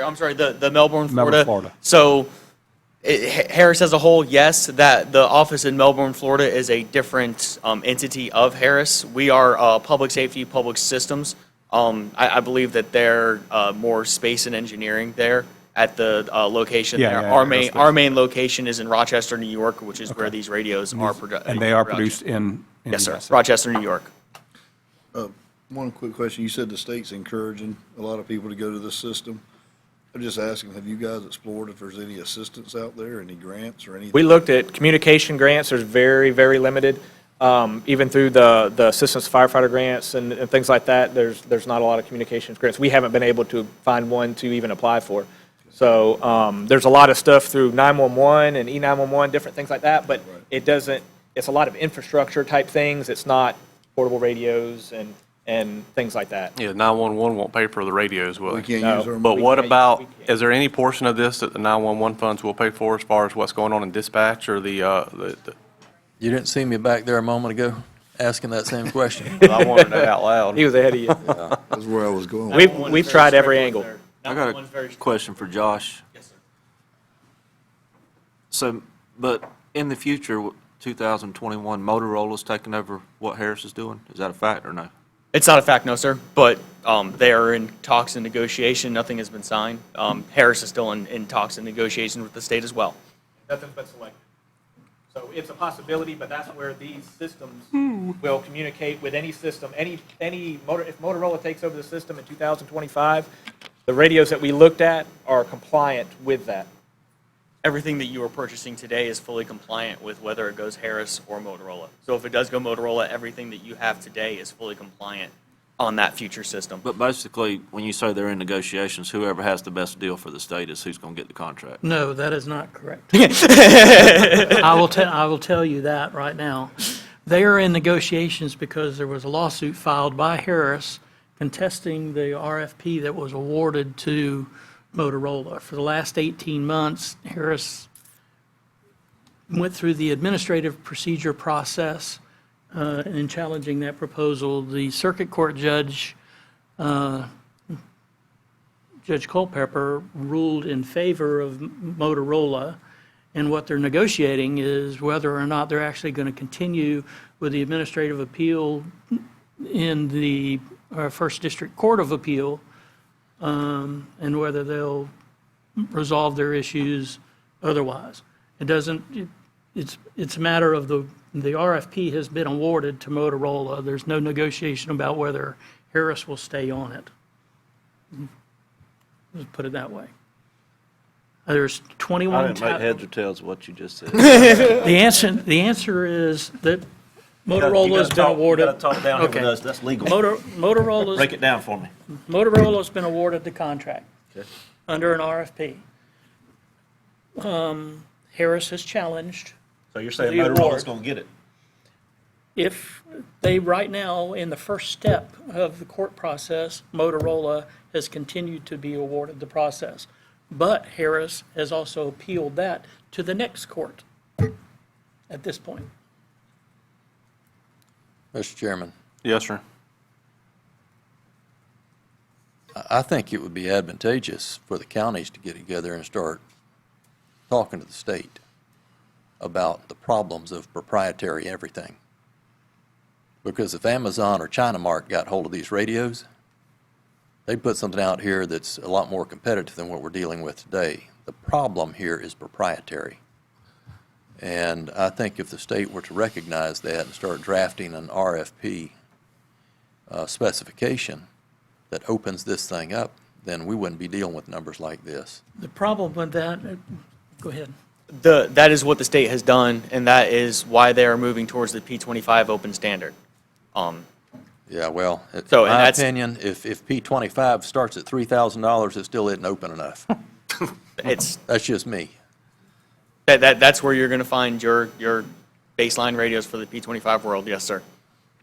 I want to jump back to the dual band, single band real quick. What counties do we currently are not able to talk to? Columbia and Lafayette? And if we went with Anybody that changes radio systems. So like I said, Gilchrist is looking to go to 800, so we won't speak to them. right, but if we go to the single band. 800?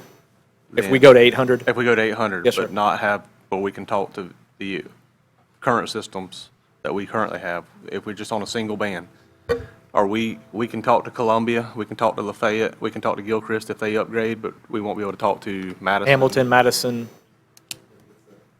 And we won't be able to talk to the school board. that's correct. Right, yeah, no, that's what I say, that's why we was going with the dual band to where, especially the school, that's, we'd want to be able to communicate them with, because, we're so integrated with them and all the training that we do, and plus if some type of incident happened, we definitely want to talk to them then, to Yeah, coordinate things. My only concern is for us to be able to talk to the school system. Yeah. And the reason I say that is, I don't think the other counties had much concern for talking to us when they bought their radios. Right. And so I don't want Suwannee County to have to bear the brunt to talk to these counties. When they upgraded, they had the choice to go to a dual band, and they didn't choose to. Right. So that's where I'm only concerned is the school board and how we can work out to be talking to them. I understand the importance of talking to these other counties, but we shouldn't bear the full brunt of that. Right. That was, In But your the- dead zones. But this, like I say, our biggest thing is, the system that'll work, when you call on the radio, whether it be your portable or in the mobile, that you get hold of dispatch, especially on, this officer safety issue. And then, like I say, with the school, that's why hence the dual band, to be able to talk to them since they went a different route, than we're doing. right. Might be cheaper to go buy a bunch of the radios that the school board bought and give every officer one of those.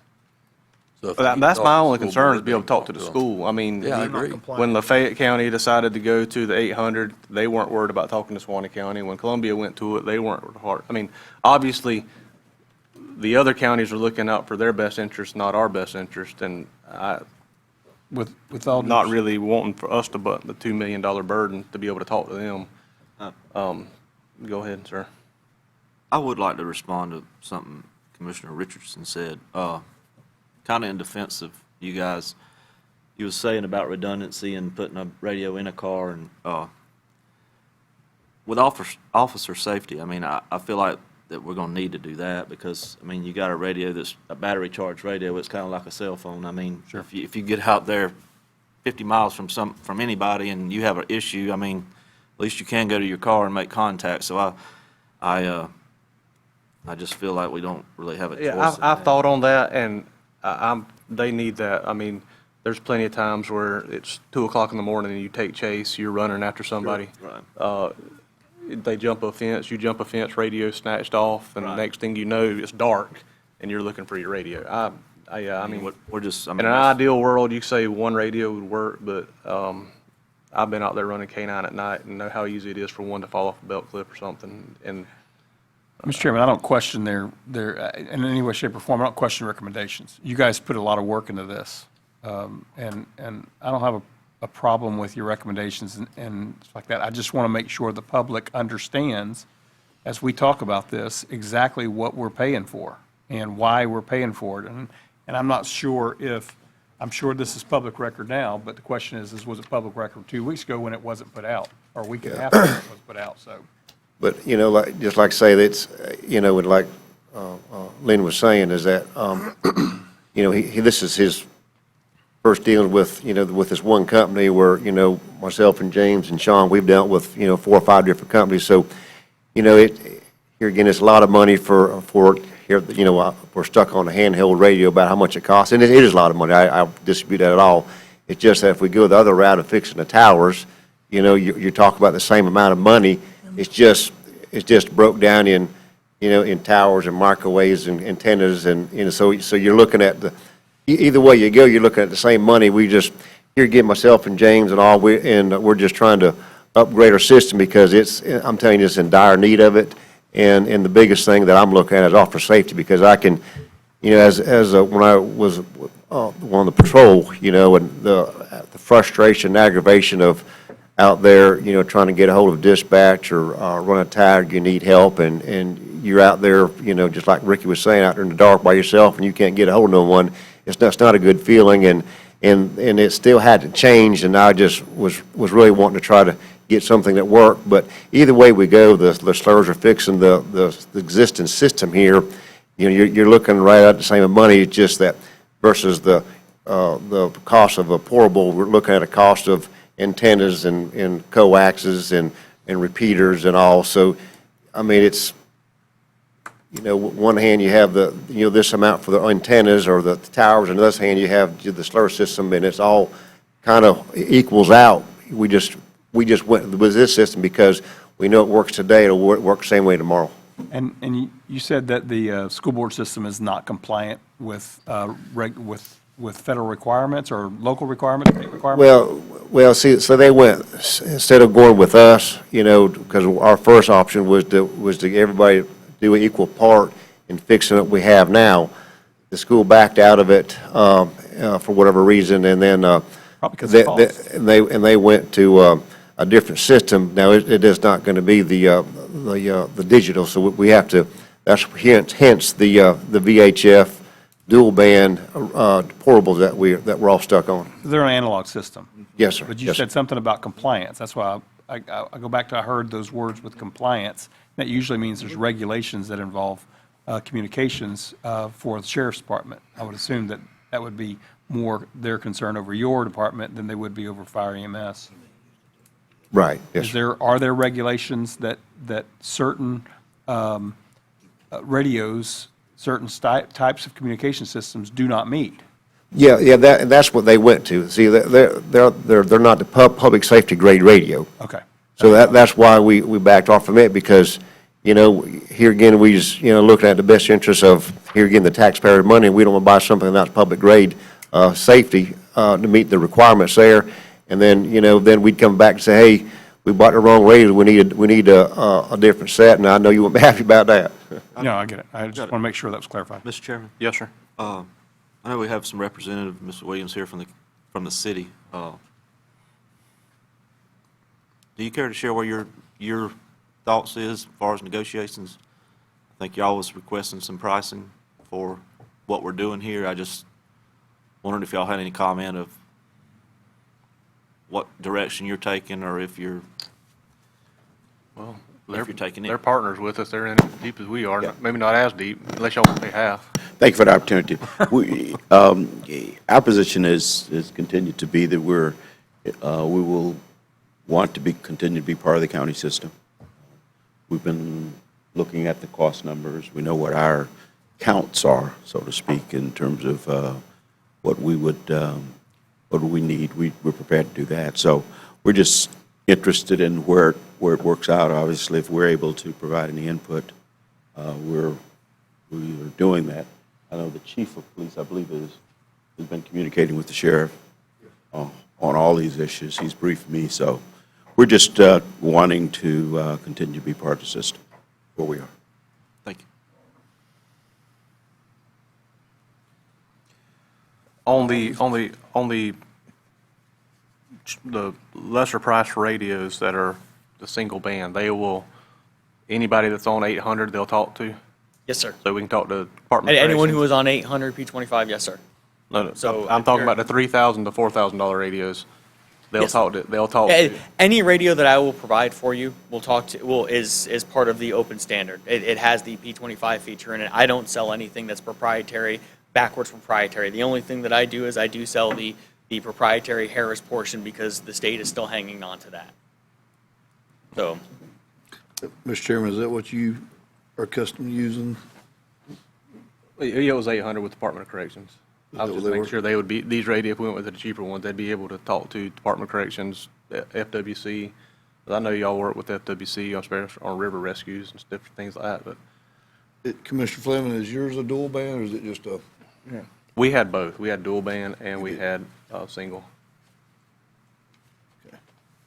It does, you said something, Mr. Chairman, you said something a little while ago about the other counties, and I know you're concerned about our own school system, being able to talk to our school system, and they're the ones that seem to kind of give us this, put us in this untenable position of having to make a decision over dual band, over single band, when they're on VHS systems or analog systems. We're talking about going to digital systems. So we either are going to spend a lot more money to be able to talk to everybody, or we're going to spend a lot less money and then not be able to talk to the school system, but be able to talk to the other counties. And considering the proximity that we have and some of the agreements that we have with Columbia County and going across county lines for EMS, and them running sometimes their traffic issues over into Suwannee County, I believe that it's important to be able to talk, for our law enforcement to be able to talk to our surrounding counties. Obviously, we don't have to go necessarily to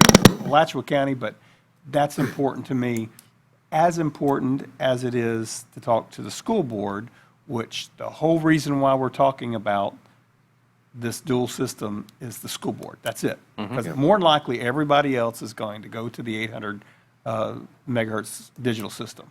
More than likely, over a period of time, even Madison and Hamilton County will switch over.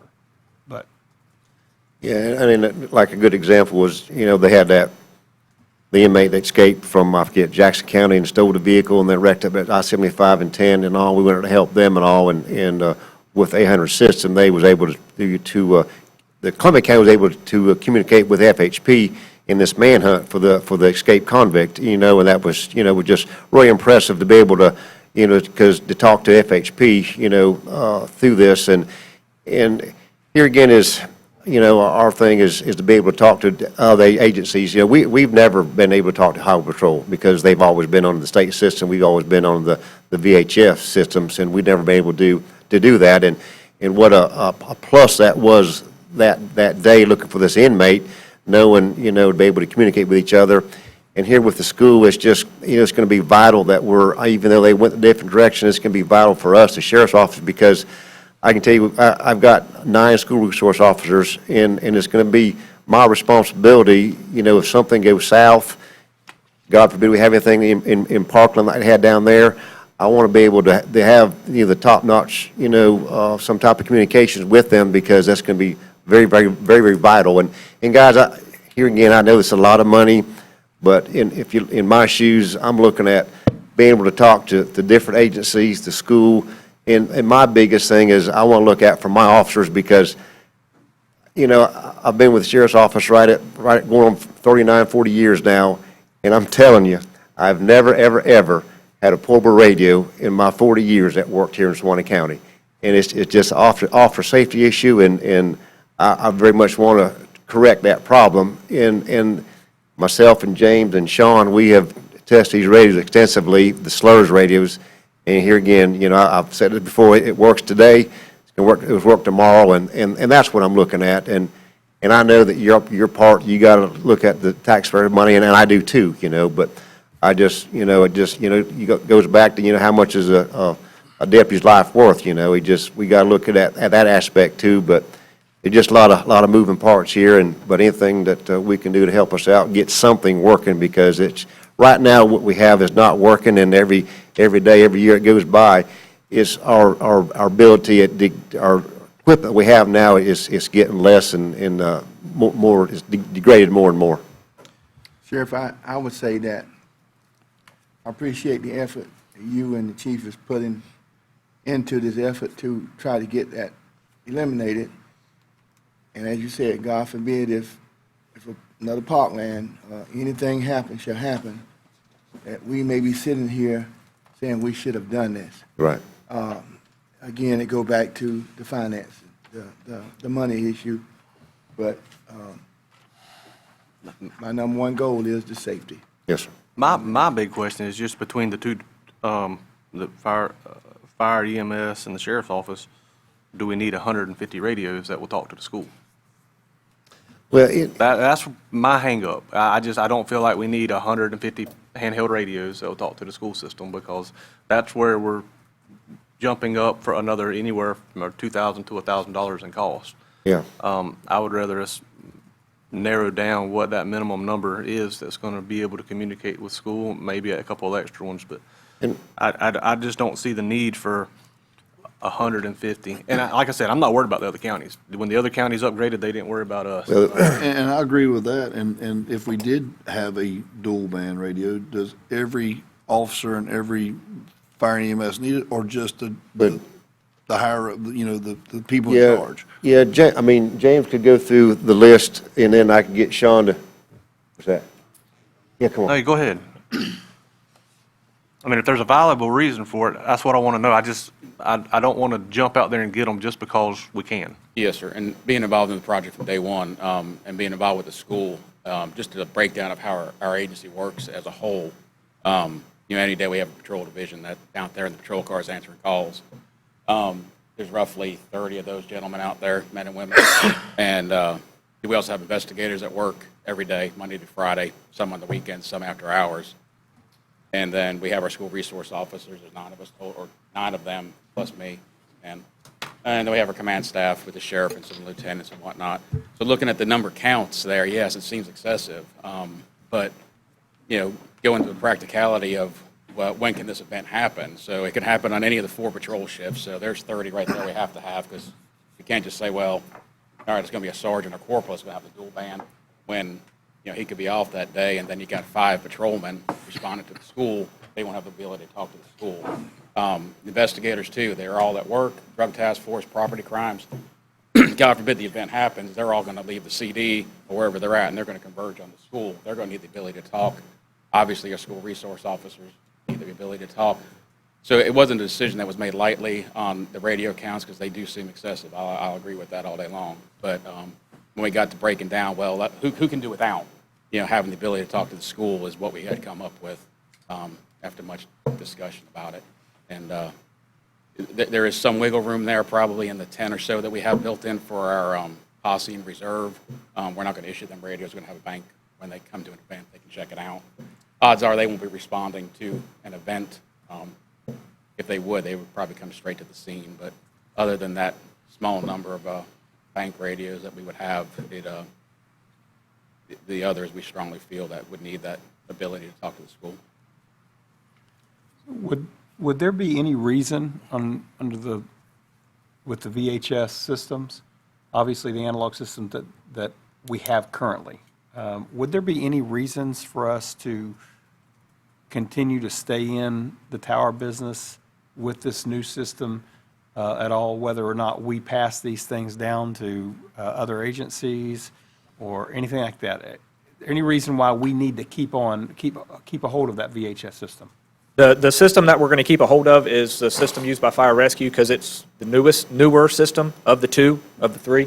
Like I said, we're going to use that system for paging, because of the way that the paging system works is each station has its own set of tones. Yeah. And it's paged out to notify that station, hey, you have a call in the middle of the night. If they're asleep, that's what wakes them up. That's what notifies them.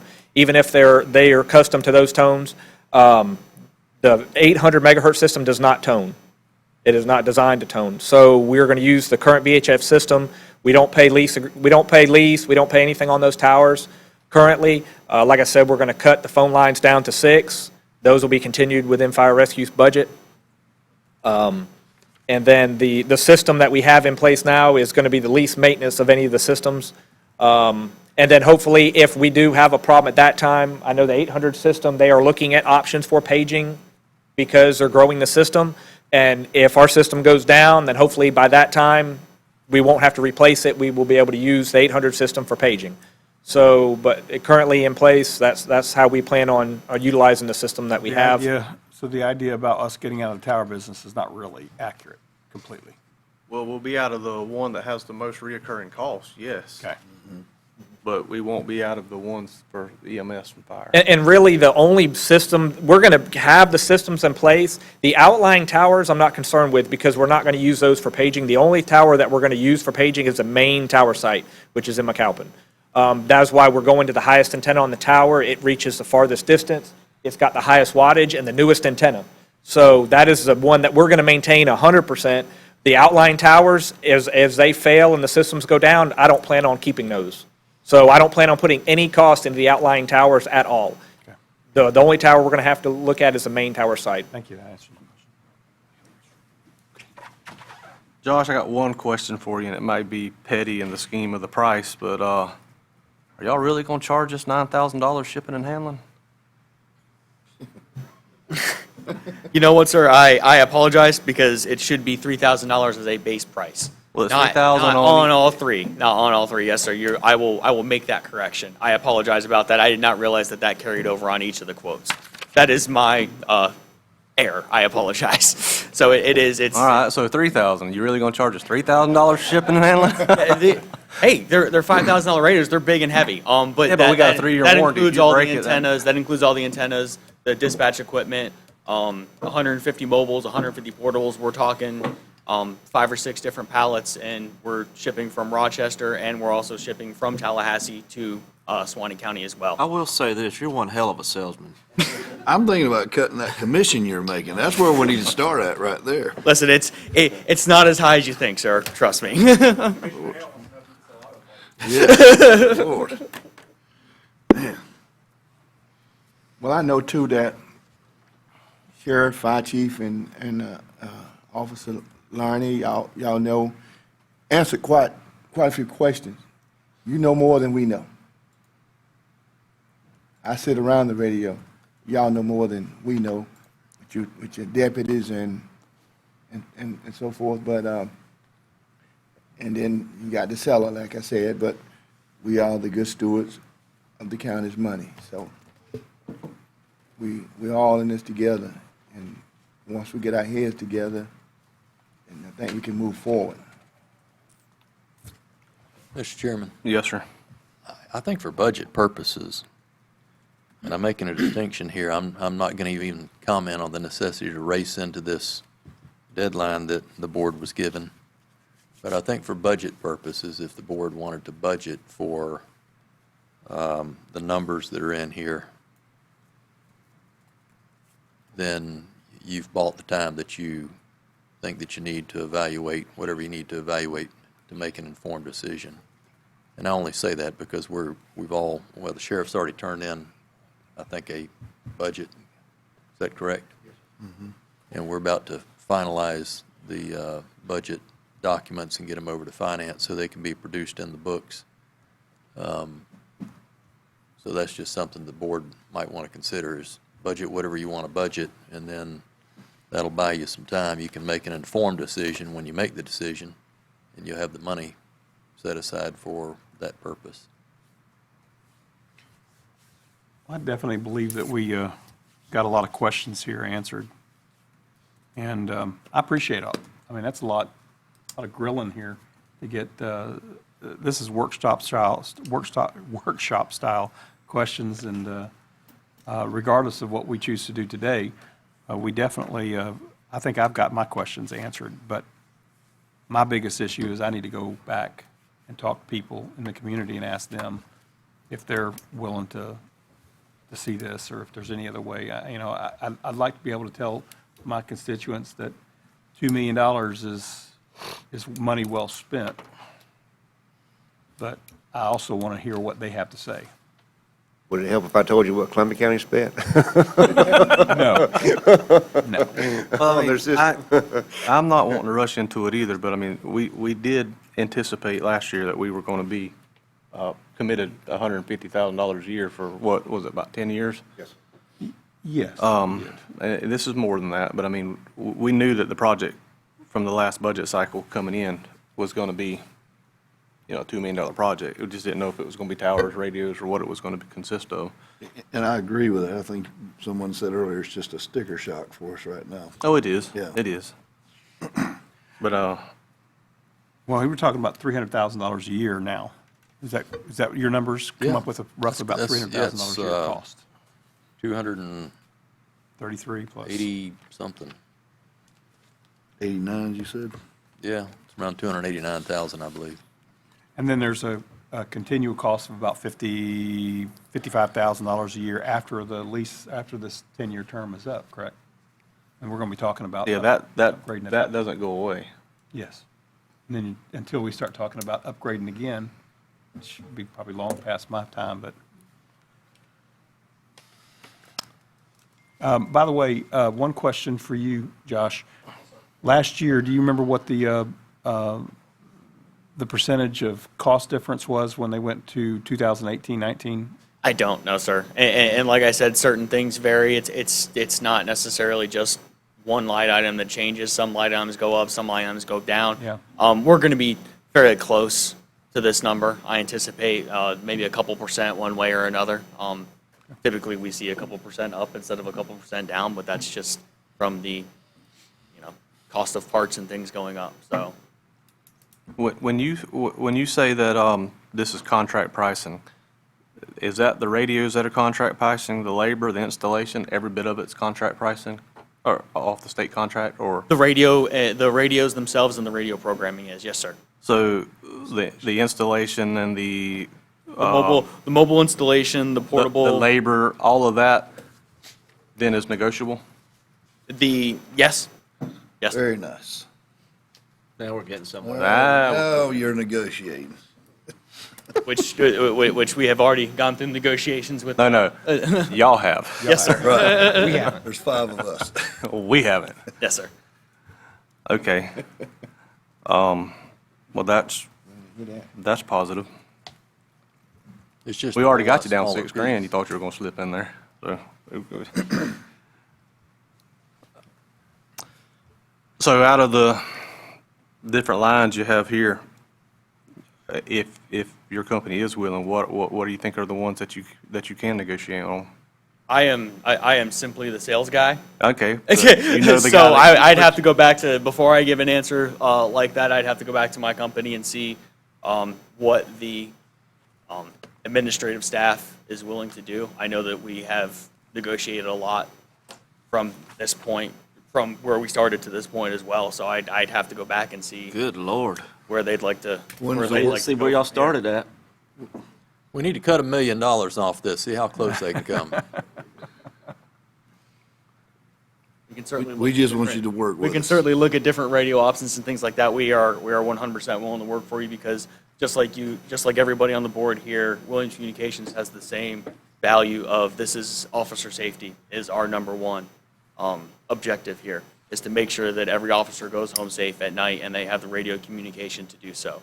That's our mission statement. That's our goal.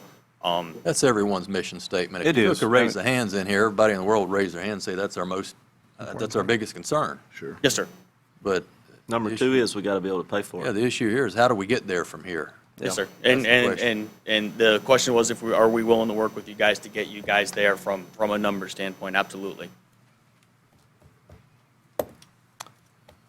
Well, what do we need to do to start those negotiations?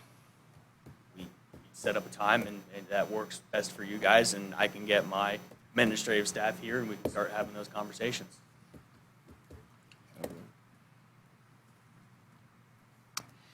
Do y'all want that as a board, or do y'all want to designate the attorney, Mr. Harris, and a board member to do that? I think we need to do it as a board, if you want my opinion. That's a lot of That's what I'm money. asking for. I mean, I don't mind how we do it, I just, Doing it as a board? I mean, I think each one of us has to answer these questions to the public, and I think that it's important that we all participate, if everyone's in support of that. oh, yeah.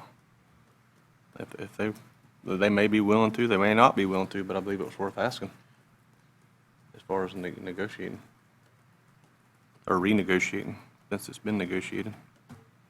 When those prices come out on July 1st, and they'll be for the entire year. It won't change. I mean, honestly, those prices are pennies on the dollar of what we're talking about. I mean, is the radio going to go up $10 this year, or is it going to come down $10? I mean, at the end of the time, it's about doing what's right for the people of this county, and if we do our due diligence, I don't care if the price, if the price goes up $10 on that radio.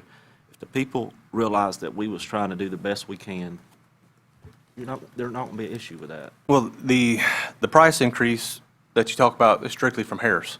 That's who redoes it every year. So all you're looking at, the price increase is coming on the equipment. That's what I'm Yeah. saying. I mean, is it for a radio clip, is it 50 cents? For a radio itself, is it, I mean, it's, I mean, do you guys, obviously have a direct line of communication with Harris. I mean, is there any way to communicate with them and tell them you're in negotiation with us now, and can they hold that price? Will they? That is something I can work with them as well, yes. I'll see what we can do from that standpoint. Like I said, I'm the lonely sales guy. That'd be something our administrative staff takes care of with the Harris administrative staff. But I don't see that, I don't see them walking away from the table, what like I'm you said, saying. over pennies on the dollar Right. with something like this. So I see us being able to negotiate that term as well. Yes, sir. Okay.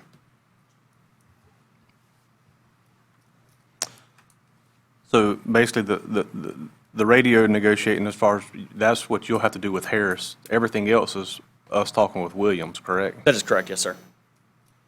And Williams don't have the July 1 5% increase. No, sir. No. are we saying? Yeah, so we're not looking at 5% across the entire price. We're just looking at Just it on the the radio. equipment price. If he's unsuccessful in negotiating with them to ride the price out where it's at.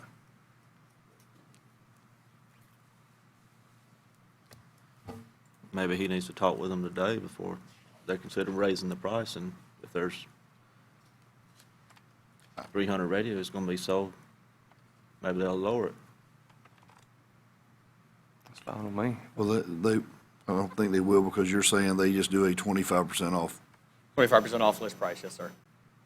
Have they ever But I'm done saying more that- than that? We have seen. If they increase the list price, they can come off. Well, yeah, sure. So what that locks you into is it locks you into a state contract negotiated price. But, you know, we can negotiate, we try to negotiate with Harris to get a discount. Yes, we've seen that in the past. Okay. I'd like to see all the above. We can negotiate on all of it, please. Yes, sir.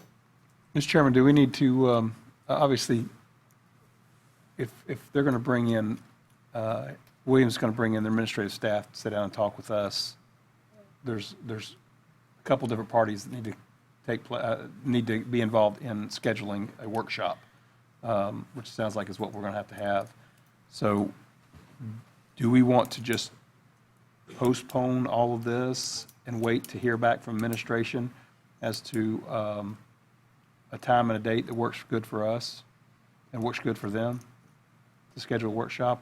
Or it just sounds like, for me, we're just running around in circles here when we could be done and going home now, because it sounds like the decision's already been made to postpone this decision. Is that correct? I wrote down that y'all wanted to table it That's- 2 hours ago. So that was going to be my only question to y'all, was when y'all were talking about postponing it, is if we were going to have a workshop, please give some direction to what you wanted as the outcome of that workshop, because I don't want to just keep pushing it down the road with no direction for them to come back with questions to answer. I think But I mean, we got more of an understanding now of what Yeah. we're wanting we have to out get a of it. workshop to be able to get it to a regular board meeting. Right. With some negotiations. Right, but I don't want to hold a workshop for the sake of holding one. I want some, which, when I wrote the question down, we had just started the meeting, but we've gotten a little further along with it, of giving them a direction to come back and actually have something to workshop on, not just talk about the same things that we talked about. So my question is do we need to make any kind of decision, formal decision today on that? Or do you need a motion? Do we just need consensus? I just think we need a Tabling it. consensus to, we don't have to table it. I think we just need a consensus. If y'all wanting to hold a workshop, I think it'd be best if we did hold that Nothing on workshop. nothing up to take action on at this point. Okay. Yeah, there's So nothing you to just- table because you don't have a motion on the floor. That's But right. here's a question I have. I'll go back to the budget question. If this board can give us some direction on just going ahead and budgeting for worst-case scenario, then we can deal with it going forward, and we will know that we're prepared to do whatever the board decides to do later, following the workshop. And if excuse me, Mr. Chairman, if Yes, Mr. Harris is talking about the $300,000 number to place it in there as a placeholder, that's why I say it's just a spot holder. well, what I would suggest, though, is just quick calculations up here. We've been dealing with a 10-year agreement, potential, agreement. If we change that to a 7-year agreement, the number goes from $300,000 to $315,000, utilizing the same financial terms. And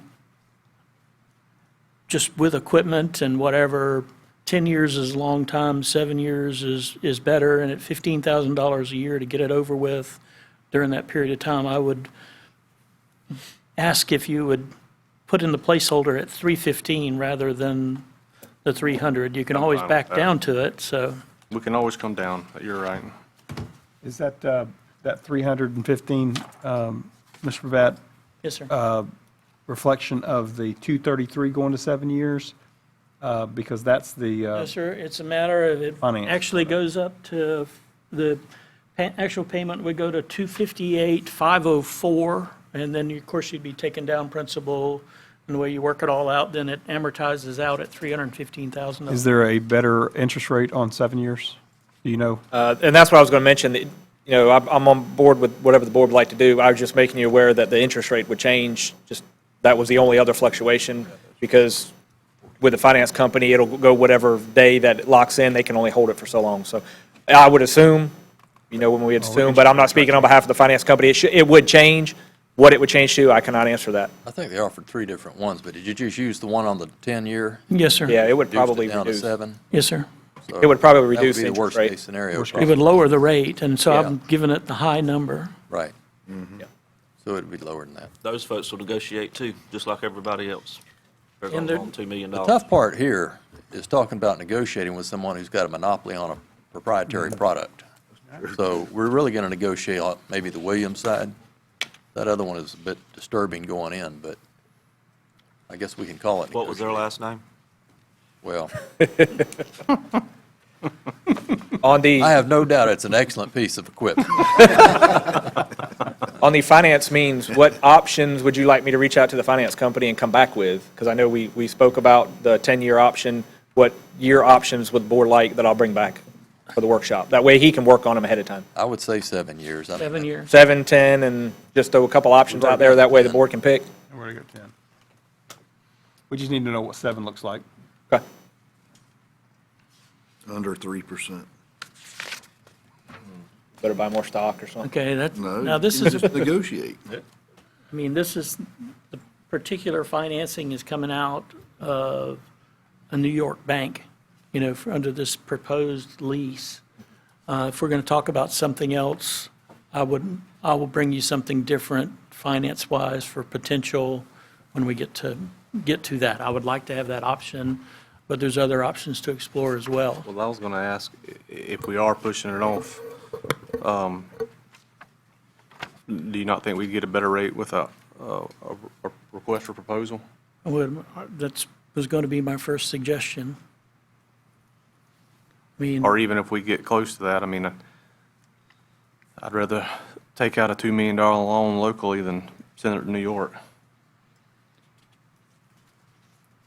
Under 3%. Yeah, well, I mean, if it's higher, I mean, all means Yeah. stay with what's the lowest, but that's a pretty big deal not to give some of our local banks the option to go. It's a great point. The only difference is if it's a loan, we'll have to designate a revenue stream to pay it correct. Yeah. Or is it a loan or is it a lease? This option's a lease. That's what I thought. And the other option would be a on loan. this, on this equipment, though, I mean, designating, it's not necessary, unless we get all the way to the local is going to turn around and do bonding stuff with it, we may not have to designate a revenue stream. Okay. We just have to designate it would not be an ad valorem flow. It could not be an ad valorem flow.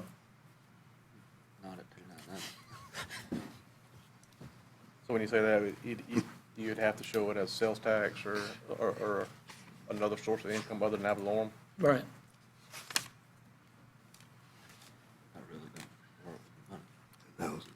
And it depends on whether you purchase it or whether you lease it. Right.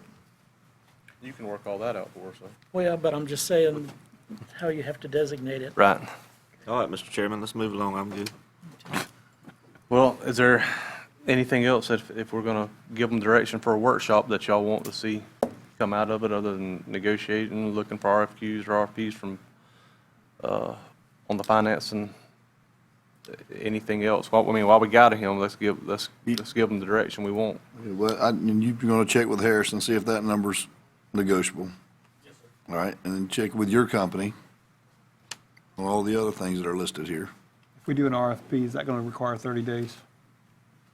Yeah, but we won't go into our budget workshops till August if we're going. Yeah, I know, but I'm just Yeah. wondering if it's going to require that long, is it going to run in? Well, we can go ahead and give them the option now. I mean, we're in a special call meeting. We can go ahead and give the attorney the direction to go out for the RFP, could we not? Yes, sir, and then y'all just approve it once I get it, Mr. Harrison, I get it together. Right. We could approve it at the next board meeting. Y'all want to do that? I mean, Yeah, that's fine. I'm okay should with it. work. Yeah. Yeah, it's still gonna You're be- talking about just giving us authorization to advertise an RFP. Yeah, advertise it. For that purpose. That's not a problem. We can make that happen. So my question is for Mr. Harris and the chairman and the attorney, going through the current company that we've got, do we want to allow them to go through the RFP process and me not contact them for a 7-year lease finance or go through the RFP? I would do we need rather to you do go that ahead portion? and get the 7-year from them. Okay. And then we'll have 2 options on the table. All right, well, I didn't know if you wanted to push them through the RFP process for theirs as well, or what we needed to do to keep it. No, they Consistent. can give us, they can Okay. give you a number within probably a couple of hours on this. I can have a number this afternoon. And that'll Yeah. at least give us a benchmark where That'd we be know fine. we're at. Right. So Mr. Harris will have that number probably by morning time, tomorrow morning. Is there anything that the leasing does for us that the financing won't do? Any warranty, any guarantee? This is a anything? this is a Just this is a financing, that's it. different company altogether than Harris or Yeah, Williams. this What I has mean nothing is, to what do I with- mean is going with a lease, with this leasing, you know how we do the leasing trucks and stuff like that? It's the same process. This is Just same the thing. It's just a financing. It's a mechanism. lease finance, it's the same processing. Want to make sure, I don't. That's all it is, the financing mechanism. That's right. And if we have to designate revenue outside of ad valorem, I mean, that won't be a problem. I know within the sheriff's budget, he's got, we can still put whatever we have to put in there to cover it, but you can designate it, that race tax comes out of his budget of about $300,000 a year, so that wouldn't be ad valorem. And then the fire assessment's not considered ad valorem. And then we EMS can general fund, Yeah, and then we could, the other. that shouldn't be a problem. All right, anything else? So do we have can I get a motion to go ahead and advertise for the attorney to put together our request for proposal and for them to advertise for it? So moved. Mr. Harris and. Mr. Harris and the attorney. Thank you. Everyone, yes. Got a motion on the floor by Commissioner Richardson. Do I have a second? Got a second by Commissioner Fleming. Do I have any further discussion?